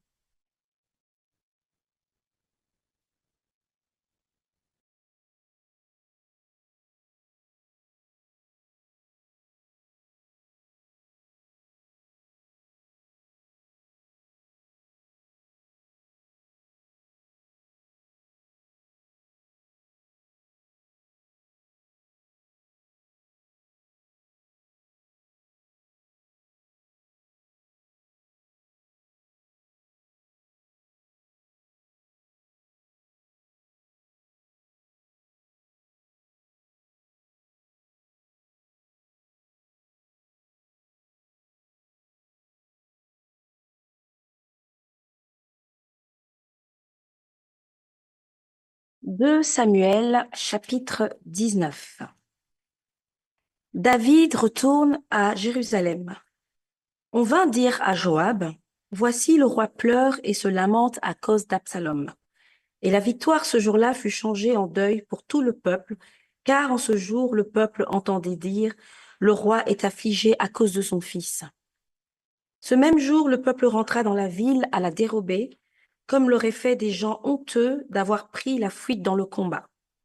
Le roi s'était couvert le visage et il criait à haute voix, « Mon fils Absalom, Absalom, mon fils, mon fils !» Joab entra dans la chambre où était le roi et dit, « Tu couvres aujourd'hui de confusion la face de tous les serviteurs qui ont aujourd'hui sauvé ta vie, celle de tes fils et de tes filles, celle de tes femmes et de tes concubines. Tu aimes ceux qui te haïssent et tu hais ceux qui t'aiment, car tu montres aujourd'hui qu'il n'y a pour toi ni chef, ni serviteur. Et je vois maintenant que si Absalom vivait et que nous fussions tous morts en ce jour, cela serait agréable à tes yeux. Lève-toi donc, sors et parle au cœur de tes serviteurs, car je jure par l'Éternel que si tu ne sors pas, il ne restera pas un homme avec toi cette nuit, et ce sera pour toi pire que tous les malheurs qui te sont arrivés depuis ta jeunesse jusqu'à présent. » Alors le roi se leva, et il s'assit à la porte. On fit dire à tout le peuple, voici le roi est assis à la porte. Et tout le peuple vint devant le roi. Cependant, Israël s'était enfui, chacun dans sa tente. Et dans toutes les tribus d'Israël, tout le peuple était en contestation, disant, le roi nous a livrés de la main de nos ennemis, nous a délivrés de la main de nos ennemis, c'est lui qui nous a sauvés de la main des Philistins, et maintenant il a dû fuir du pays devant Absalom. Or, Absalom, que nous avions oint pour qu'il régnât sur nous, est mort dans la bataille. Pourquoi ne parlez-vous pas de faire revenir le roi? De son côté, le roi David envoya dire aux sacrificateurs Tsadok et Abiatar, parlez aux anciens de Juda et dites-leur, pourquoi seriez-vous les derniers à ramener le roi dans sa maison? Car ceux qui se disaient dans tout Israël étaient parvenus au roi. Vous êtes mes frères, vous êtes mes os et ma chair, pourquoi seriez-vous les derniers à ramener le roi? Vous direz aussi à Amasa, n'es-tu pas mon os et ma chair? Que Dieu me traite dans toute sa rigueur, si tu ne deviens pas devant moi pour toujours chef de l'armée à la place de Joab. David fléchit le cœur de tous ceux de Juda, comme ils n'eussent été qu'un seul homme, et ils envoyèrent dire au roi, reviens toi et tous tes serviteurs. Le roi revint et arriva jusqu'au Jourdain, et Juda se rendit à Gilgal afin d'aller à la rencontre du roi et de lui faire passer le Jourdain. Shimei, fils de Guéra, benjamite, qui était de Bachurim, se hâta de descendre avec ceux de Juda à la rencontre du roi David. Il avait eu avec lui 1000 hommes de Benjamin et Tsiba, serviteurs de la maison de Saül, et les 15 fils et les 20 serviteurs de Tsiba. Ils passèrent le Jourdain à la vue du roi. Le bateau, mis à la disposition du roi, faisait la traversée pour transporter sa maison. Et au moment où le roi allait passer le Jourdain, Shimei, fils de Guéra, se prosterna devant lui. Et il dit au roi, que mon Seigneur ne tienne pas compte de mon iniquité, qu'il oublie que ton serviteur l'a offensé le jour où le roi, mon Seigneur, sortait de Jérusalem et que le roi n'y ait point égard. Car ton serviteur reconnaît qu'il a péché. Et voici, je viens aujourd'hui le premier de toute la maison de Joseph à la rencontre du roi, mon Seigneur. Alors Abishai, fils de Tseruja, prit la parole et dit, Shimei ne doit-il pas mourir pour avoir maudit loin de l'Éternel? Mais David dit, qu'ai-je à faire avec vous, fils de Tseruja? Et pourquoi vous montrez-vous aujourd'hui mes adversaires? Aujourd'hui ferait-on mourir un homme en Israël? Ne sais-je donc pas que je règne aujourd'hui sur Israël? Et le roi dit à Shimei, tu ne mourras point. Et le roi le lui jura. Méphibosheth, fils de Saül, descendit aussi à la rencontre du roi. Il n'avait point soigné ses pieds, ni fait sa barbe, ni lavé ses vêtements, depuis le jour où le roi s'en était allé jusqu'à celui où il revenait en paix. Lorsqu'il se rendit au devant du roi à Jérusalem, le roi lui dit, « Pourquoi n'es-tu pas venu avec moi ?» Méphibosheth. Et il répondit, « Ô roi, mon seigneur, mon serviteur m'a trompé, car ton serviteur qui est boiteux avait dit, « Je ferai sceller mon âne, je le monterai et j'irai avec le roi. » Et il a calomnié ton serviteur auprès de mon seigneur le roi. Mais mon seigneur le roi est comme un ange de Dieu, fais ce qui te semblera bon. Car tous ceux de la maison de mon père n'ont été que des gens dignes de mort devant le roi mon seigneur. Et cependant tu as mis ton serviteur au nombre de ceux qui mangent à ta table. Quel droit puis-je encore avoir et qu'ai-je à demander au roi? Le roi lui dit, à quoi bon toutes les paroles? Je l'ai déclaré, toi et Tsiba, vous partagerez les terres. Et Méphibosheth dit au roi qu'il prenne même le tout, puisque le roi mon seigneur rentre en paix dans sa maison. Barzillai, le Galadite, descendit de Rogelim et passa le Jourdain avec le roi pour l'accompagner jusqu'au-delà du Jourdain. Barzillai était très vieux, âgé de 80 ans. Il avait entretenu le roi pendant son séjour à Mahanaïm, car c'était un homme fort riche. Verset 33, le roi dit à Barzillai, « Viens avec moi, je te nourrirai chez moi à Jérusalem. » Mais Barzillai répondit au roi, « Combien d'années vivrai-je encore pour que je monte avec le roi à Jérusalem? Je suis aujourd'hui âgé de 80 ans. Puis-je connaître ce qui est bon et ce qui est mauvais? Ton serviteur peut-il savourer ce qu'il mange et ce qu'il boit? Puis-je encore entendre la voix des chanteurs et des chanteuses? Et pourquoi ton serviteur serait-il encore à charge à mon seigneur le roi? Ton serviteur ira un peu au-delà du Jourdain avec le roi. Pourquoi, d'ailleurs, le roi m'accorderait-il ce bienfait? Que ton serviteur s'en détourne, s'en retourne, et que je meure dans ma ville, près du sépulcre de mon père et de ma mère. Mais voici ton serviteur qui m'aime, qui passera avec le roi mon seigneur, fais pour lui ce que tu trouveras bon. Le roi dit, que Kimam passe avec moi, et je ferai pour lui ce qui te plaira. Tout ce que tu désireras de moi, je te l'accorderai. Quand tout le peuple eut passé le Jourdain et que le roi l'eut aussi passé, le roi baisa Barzillai et le bénit, et Barzillai retourna dans sa demeure. Le roi se dirigea vers Gilgal, et Kimam l'accompagna. Tout le peuple de Juda et la moitié du peuple d'Israël avaient fait passer le Jourdain au roi. Mais voici, tous les hommes d'Israël abordèrent le roi et lui dirent, « Pourquoi nos frères, les hommes de Juda, t'ont-ils enlevé et ont-ils fait passer le Jourdain au roi, à sa maison et à tous les gens de David ?» Tous les hommes de Juda répondirent aux hommes d'Israël, « C'est que le roi nous tient de plus près, et qu'y a-t-il là pour vous irriter? Avons-nous vécu aux dépens du roi? Nous a-t-il fait des présents? » Et les hommes d'Israël répondirent aux hommes de Juda, « Le roi nous a parti 10 fois autant, et David même plus qu'à vous. Pourquoi nous avez-vous méprisés? N'avons-nous pas été les premiers à proposer de faire revenir notre roi? » Et les hommes de Juda parlèrent avec plus de violence que les hommes d'Israël. 2 Samuel, chapitre 20. Il se trouvait là un méchant homme, nommé Sheba, fils de Biori, benjamite. Il sonna de la trompette et dit, « Point de part pour nous avec David, point d'héritage pour nous avec le fils d'Isaïe. Chacun à sa tente, Israël. » Et tous les hommes d'Israël s'éloignèrent de David et suivirent Sheba, fils de Biori. Mais les hommes de Juda restèrent fidèles à leur roi et l'accompagnèrent depuis le Jourdain jusqu'à Jérusalem. David rentra dans sa maison à Jérusalem. Le roi prit les 10 concubines qu'il avait laissées pour garder la maison et il les mit dans un lieu où elles étaient séquestrées. Il pourvut à leur entretien, mais il n'alla point vers elles. Et elles furent enfermées jusqu'au jour de leur mort, vivant dans un état de veuvage.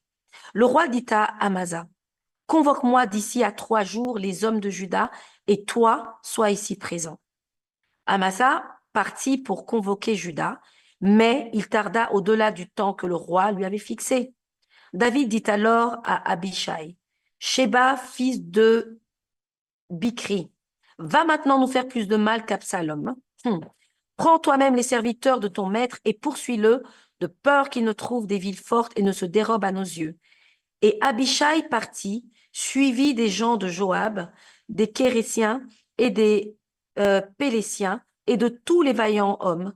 Ils sortirent de Jérusalem afin de poursuivre Sheba, fils de Bichri. Lorsqu'ils furent près de la grande pierre qui est à Gabaon, Amasa arriva devant eux. Joab était ceint d'une épée par-dessus les habits dont il était revêtu. Elle était attachée à ses reins dans le fourneau, d'où elle glissa, comme Joab s'avançait. Joab dit à Amasa, « Te portes-tu bien, mon frère ?»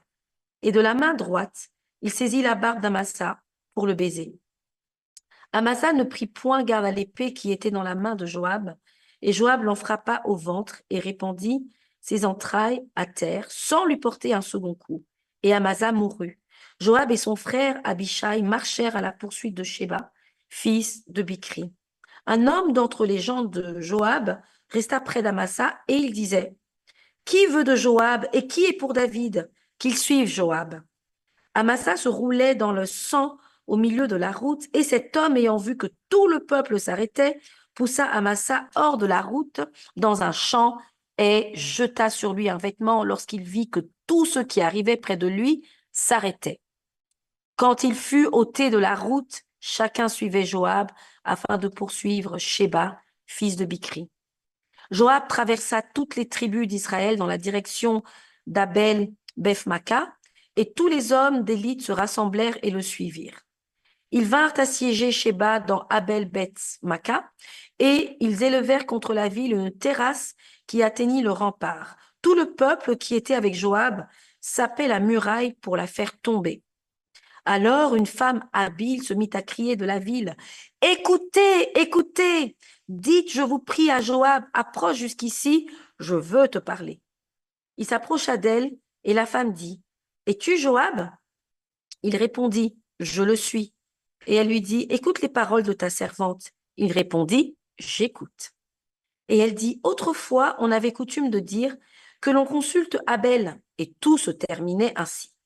Je suis une des villes paisibles et fidèles en Israël, et tu cherches à faire périr une ville qui est une mère en Israël. Pourquoi détruirais-tu l'héritage de l'Éternel ?» Joab répondit, « Loin, loin de moi la pensée de détruire et de ruiner. La chose n'est pas ainsi, mais un homme de la montagne d'Éphraïm, nommé Sheba, fils de Bichri, a levé la main contre le roi David. Livrez-le lui seul et je m'éloignerai de la ville. » La femme dit à Joab, « Voici sa tête te sera jetée par la muraille. » Et la femme alla vers tout le peuple avec sa sagesse, et ils coupèrent la tête à Sheba, fils de Bichri, et la jetèrent à Joab. Joab sonna de la trompette, on se dispersa loin de la ville, et chacun s'en alla dans sa tente. Et Joab retourna à Jérusalem vers le roi. Joab commandait toute l'armée d'Israël. Benaja, fils de Jéhojada, était à la tête des Kérésiens et des Pélésiens. Adoram était préposé aux impôts. Josaphat, fils d'Achilud, était archiviste. Jécha était secrétaire. Tsadok et Abiatar étaient sacrificateurs. Et Ira de Jaïr était ministre d'État de David.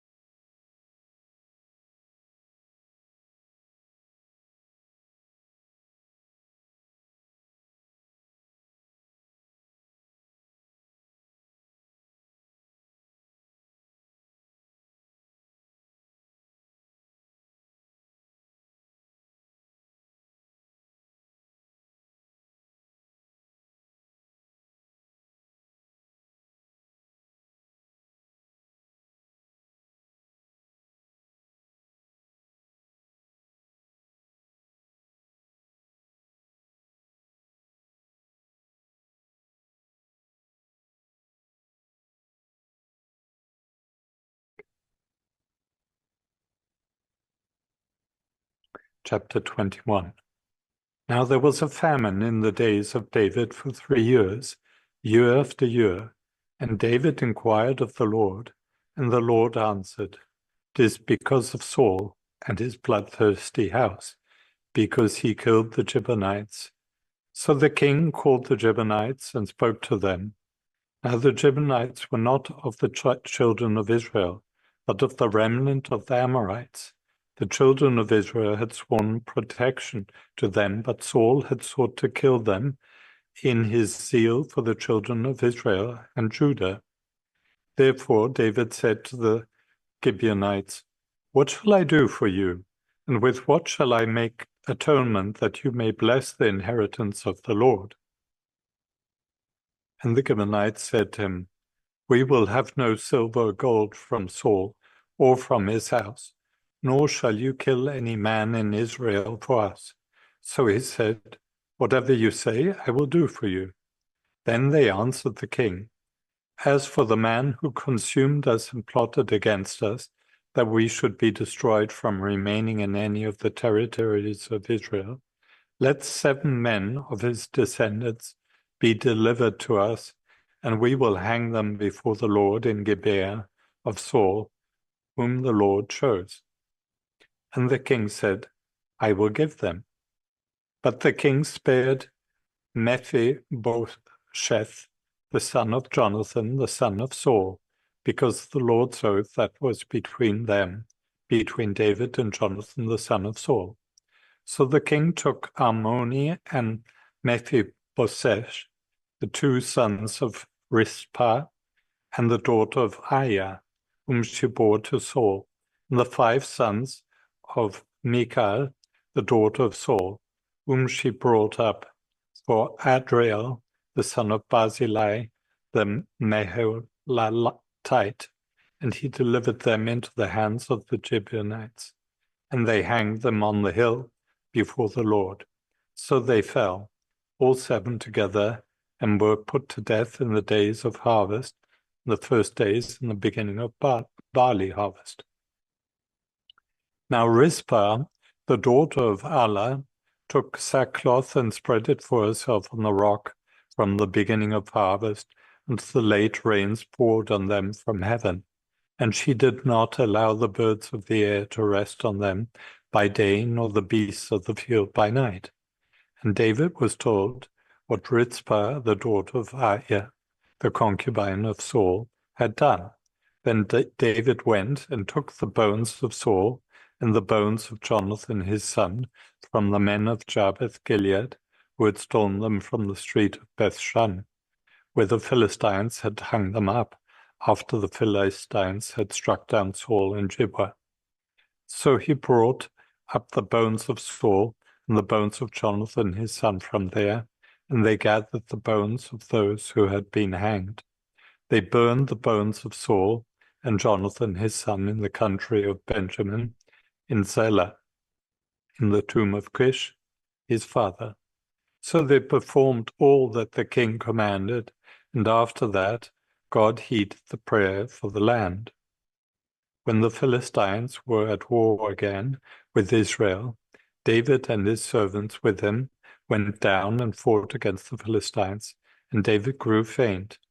Then Ishbi-Benob, who was one of the sons of the giant, the weight of whose bronze spear with 300 shekels, who was bearing a new sword, thought he could kill David.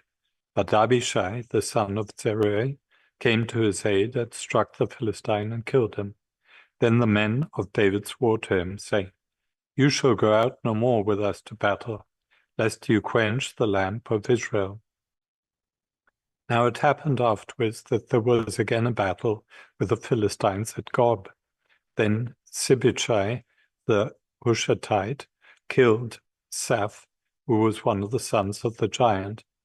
Again there was war at Gob with the Philistines, where Ethanan, the son of Oregim, the Bethlehemite, killed the brother of Goliath, the Gittite, the shaft of whose spear was like a weaver's beam.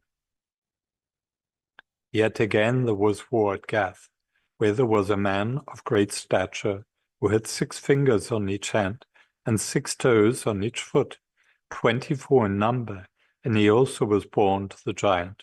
So when he defied Israel, Jonathan the son of Shimea, David's brother, killed him. These 4 were born to the giant in Gath, and fell by the hand of David and by the hand of his servants.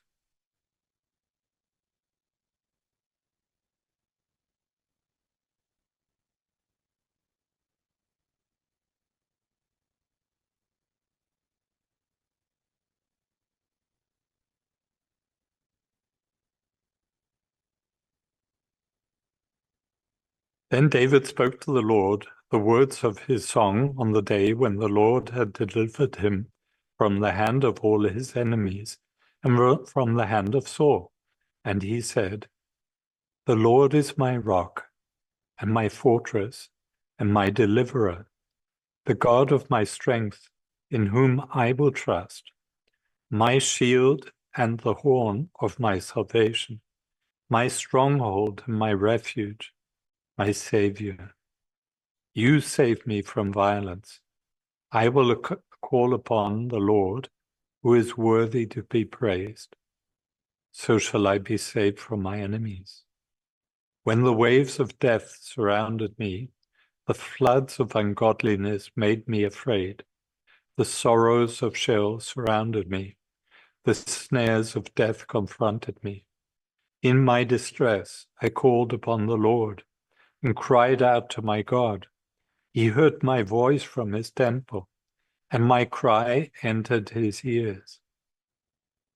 Then the earth shook and trembled. The foundations of heaven quaked and were shaken. Because he was angry, smoke went up from his nostrils, and devouring fire from his mouth. Coals were quick kindled by it. He bowed the heavens also, and came down. With darkness under his feet, he rode upon a cherub, and flew. And he was seen upon the wings of the wind. He made darkness canopies around him, dark waters and thick clouds of the skies. From the brightness before him, coals of fire were kindled. The Lord thundered from heaven, and the Most High uttered his voice. He sent out arrows and scattered them, lightning bolts, and he vanquished them. Then the channels of the sea were seen. The foundations of the world were uncovered. At the rebuke of the Lord, at the blast of the breath of his nostrils. He sent from above. He took me. He drew me out of many waters. He delivered me from my strong enemy, from those who hated me, for they were too strong for me. They confronted me in the day of my calamity, but the Lord was my support. He also brought me out into a broad place. He delivered me because he delighted in me. The Lord rewarded me according to my righteousness, according to the cleanness of my hands. He has recompensed me, for I have kept the ways of the Lord, and have not wickedly departed from my God. For all his judgments were before me, and as for his statutes, I did not depart from them. I was also blameless before him. I kept myself from my iniquity. Therefore the Lord has recompensed me according to my righteousness, according to my cleanness in his eyes. With the merciful, you will show yourself merciful. With the blameless man, you will show yourself blameless. With the pure, you will show yourself pure. And with the devious, you will show yourself shrewd. You will save the humble people, but your eyes are on the haughty, that you may bring them down. For you are my lamp, O Lord. The Lord shall enlighten my darkness. For by you I can run against a troop. By my God I can leap over a wall. As for God, his way is perfect. The word of the Lord is proven. He is the shield to all who trust in him. For who is God except that Lord? And who is a rock except our God? God is my strength and power, and he makes my way perfect.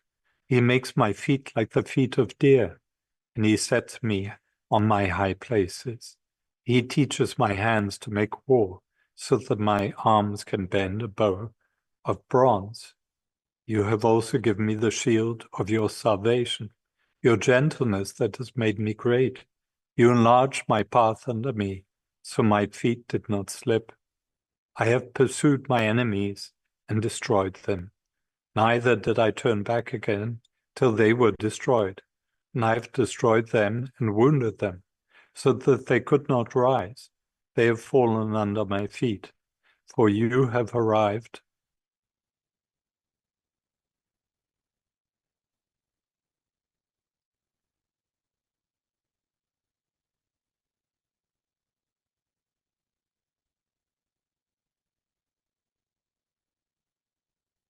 So that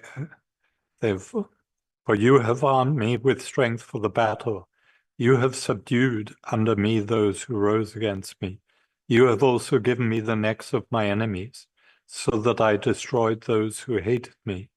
They looked, but there was none to save, and even to the Lord, but he did not answer them. Then I beat them as fine as the dust of the earth. I trod them like dirt in the streets, and I spread them out.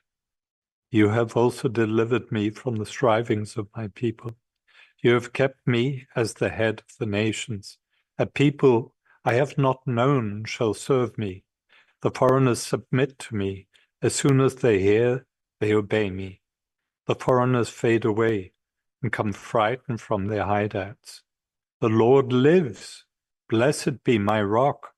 Let God be exalted, the rock of my salvation.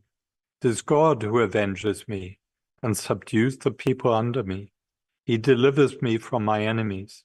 You also lift me up above those who rise against me. You have delivered me from violent man. Therefore I will give thanks to you, O Lord, among the Gentiles, and sing praises to your name. He is the tower of salvation to his king, and shows mercy to his anointed, to David and his descendants forevermore.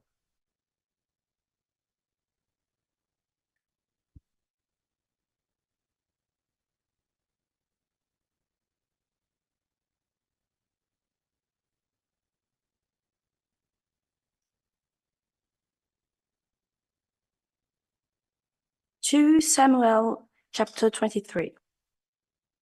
These are the last words of David. David, the son of Jesse, speaks. David, the man who was raised up so high. David, the man anointed by the God of Jacob. David, the sweet psalmist of Israel. The Spirit of the Lord speaks through me. His words are upon my tongue. The God of Israel spoke. The rock of Israel said to me, the one who rules righteously, who rules in the fear of God, is like the light of morning at sunrise, like a morning without clouds, like the gleaming of the sun on new grace after rain. Is not my family God has chosen? Yes, he has made an everlasting covenant with me. His agreement is arranged and guaranteed in every detail. He will ensure my safety and success. But the godless are like thorns to be thrown away, for they tear the hand that touches them. One must use iron tools to chop them down. They will be totally consumed by fire. These are the names of David's mightiest warriors. The first was Jezobim the Achmonite, who was leader of the three mightiest warriors among David's men. He once used his pick to kill 800 enemy warriors in a single battle. Next in the rank among the three was Eleazar, son of Dodai, a descendant of Ahoah. Once Eleazar and David stood together against the Philistines when the entire Israelite army had fled.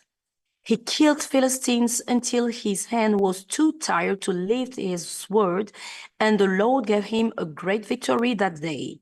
The rest of the army did not return until it was time to collect the plunder. Next in rank was Shammah, son of Agi from Arar. One time the Philistines gathered at Lehi and attacked the Israelites in the field full of lentils.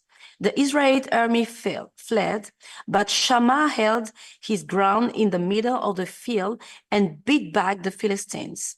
So the Lord brought about a great victory. Once during the harvest, when David was at the cave of Adullam, the Philistine army was camped in the valley of Rephaim. The three, who were among the 30, an elite group among David's fighting men, went down to meet him there.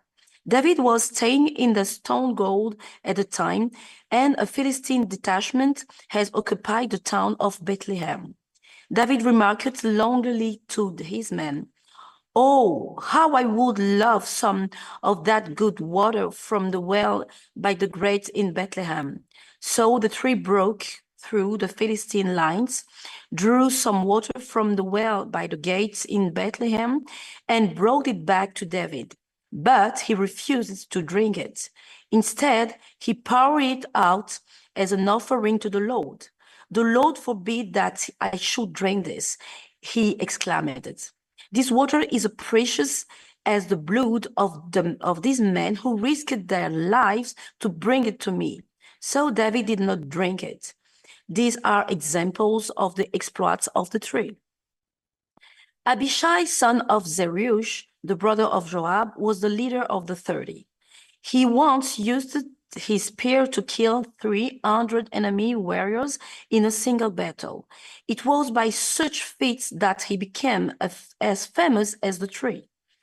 Abishai was the most famous of the 30 and was the commander, though he was not one of the three. There was also Benaiah, son of the Jehoiada, a valiant warrior from Kabzeel. He did many heroic deeds, which included killing 2 champions of Moab.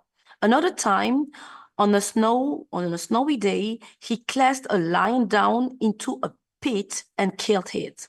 Once, armed only with a club, he killed an imposing Egyptian warrior who was armed with a spear.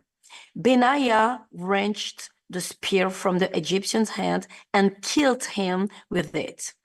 Deeds like these made Benaiah as famous as the 3 mightiest warrior. He was more honored than the other members of the 30. So he was not one of the 3. And David made him captain of his bodyguard.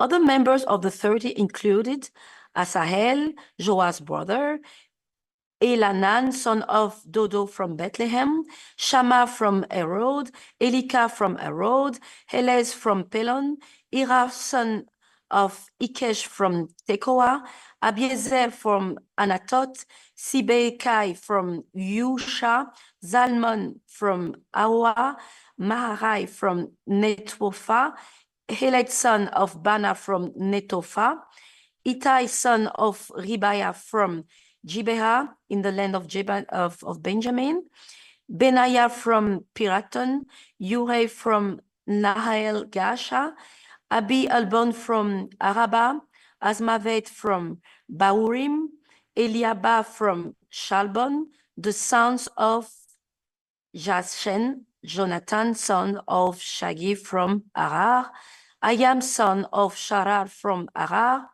Eliphelet, son of Aushbai from Makkah, Eliam, son of Ahitophel from Gilo, Ezro from Carmel, Parai from Arba, Igal, son of Nathan from Zoba, Bani from Gad, Zelek from Ammon, Narai from Beroth, the armor bearer of Joab, son of Zeruiah.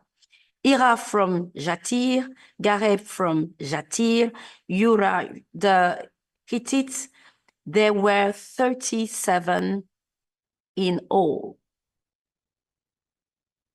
2 Samuel chapter 24.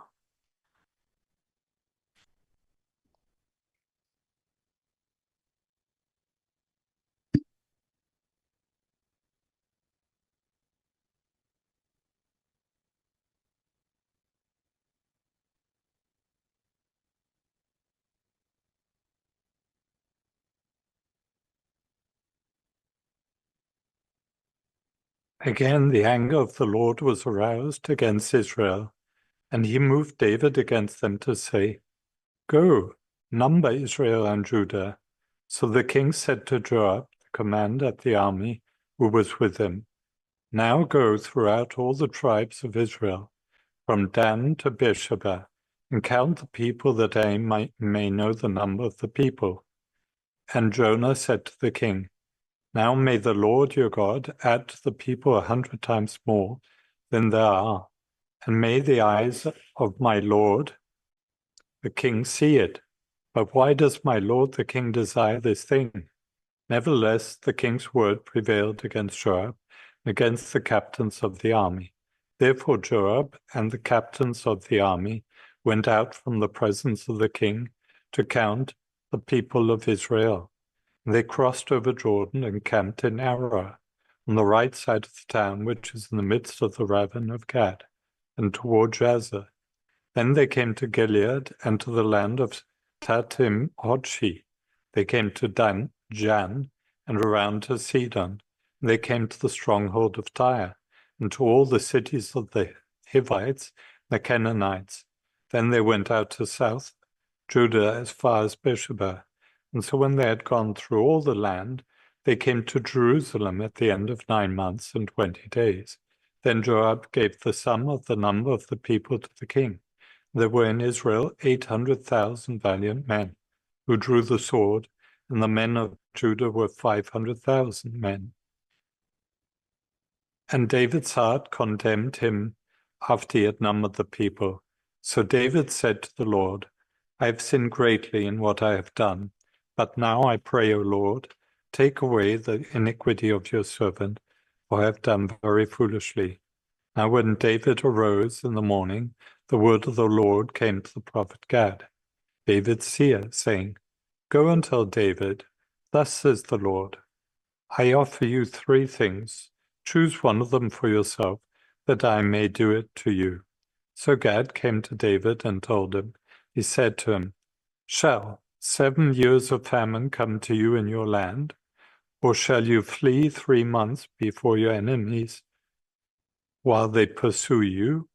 Or shall there be 3 days' plague in your land? Now consider and see what answer I should take back to him who sent me.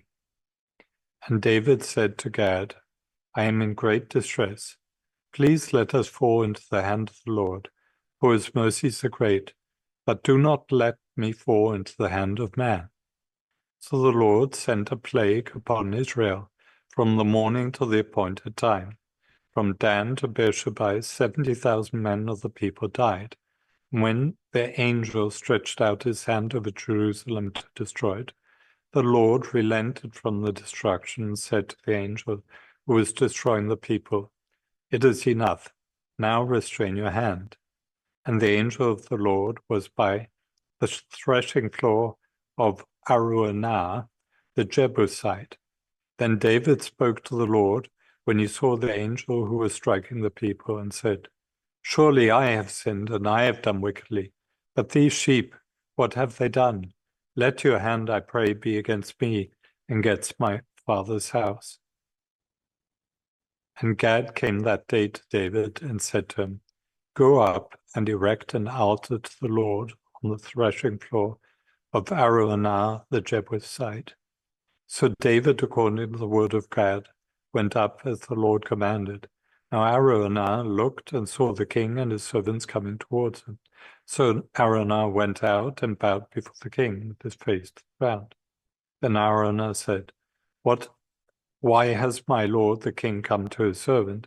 And David said, To buy the threshing floor from you, to build an altar to the Lord, that the plague may be withdrawn from the people. Now Araunah said to David, Let my lord the king take and offer up whatever seems good to him. Look, here are oxen for burnt sacrifice, and threshing implements, and the yokes of the oxen for wood. And all these, O king, Araunah has given to the king. And Araunah said to the king, May the Lord your God accept you. Then the king said to Araunah, No, but I will surely buy it from you for a price, nor will I offer burnt offerings to the Lord my God with that which costs me nothing. So David bought the threshing floor and the oxen for 50 shekels of silver. And David built there an altar to the Lord, and offered burnt offerings and peace offerings. So the Lord heeded the prayers for the land, and the plague was withdrawn from Israel.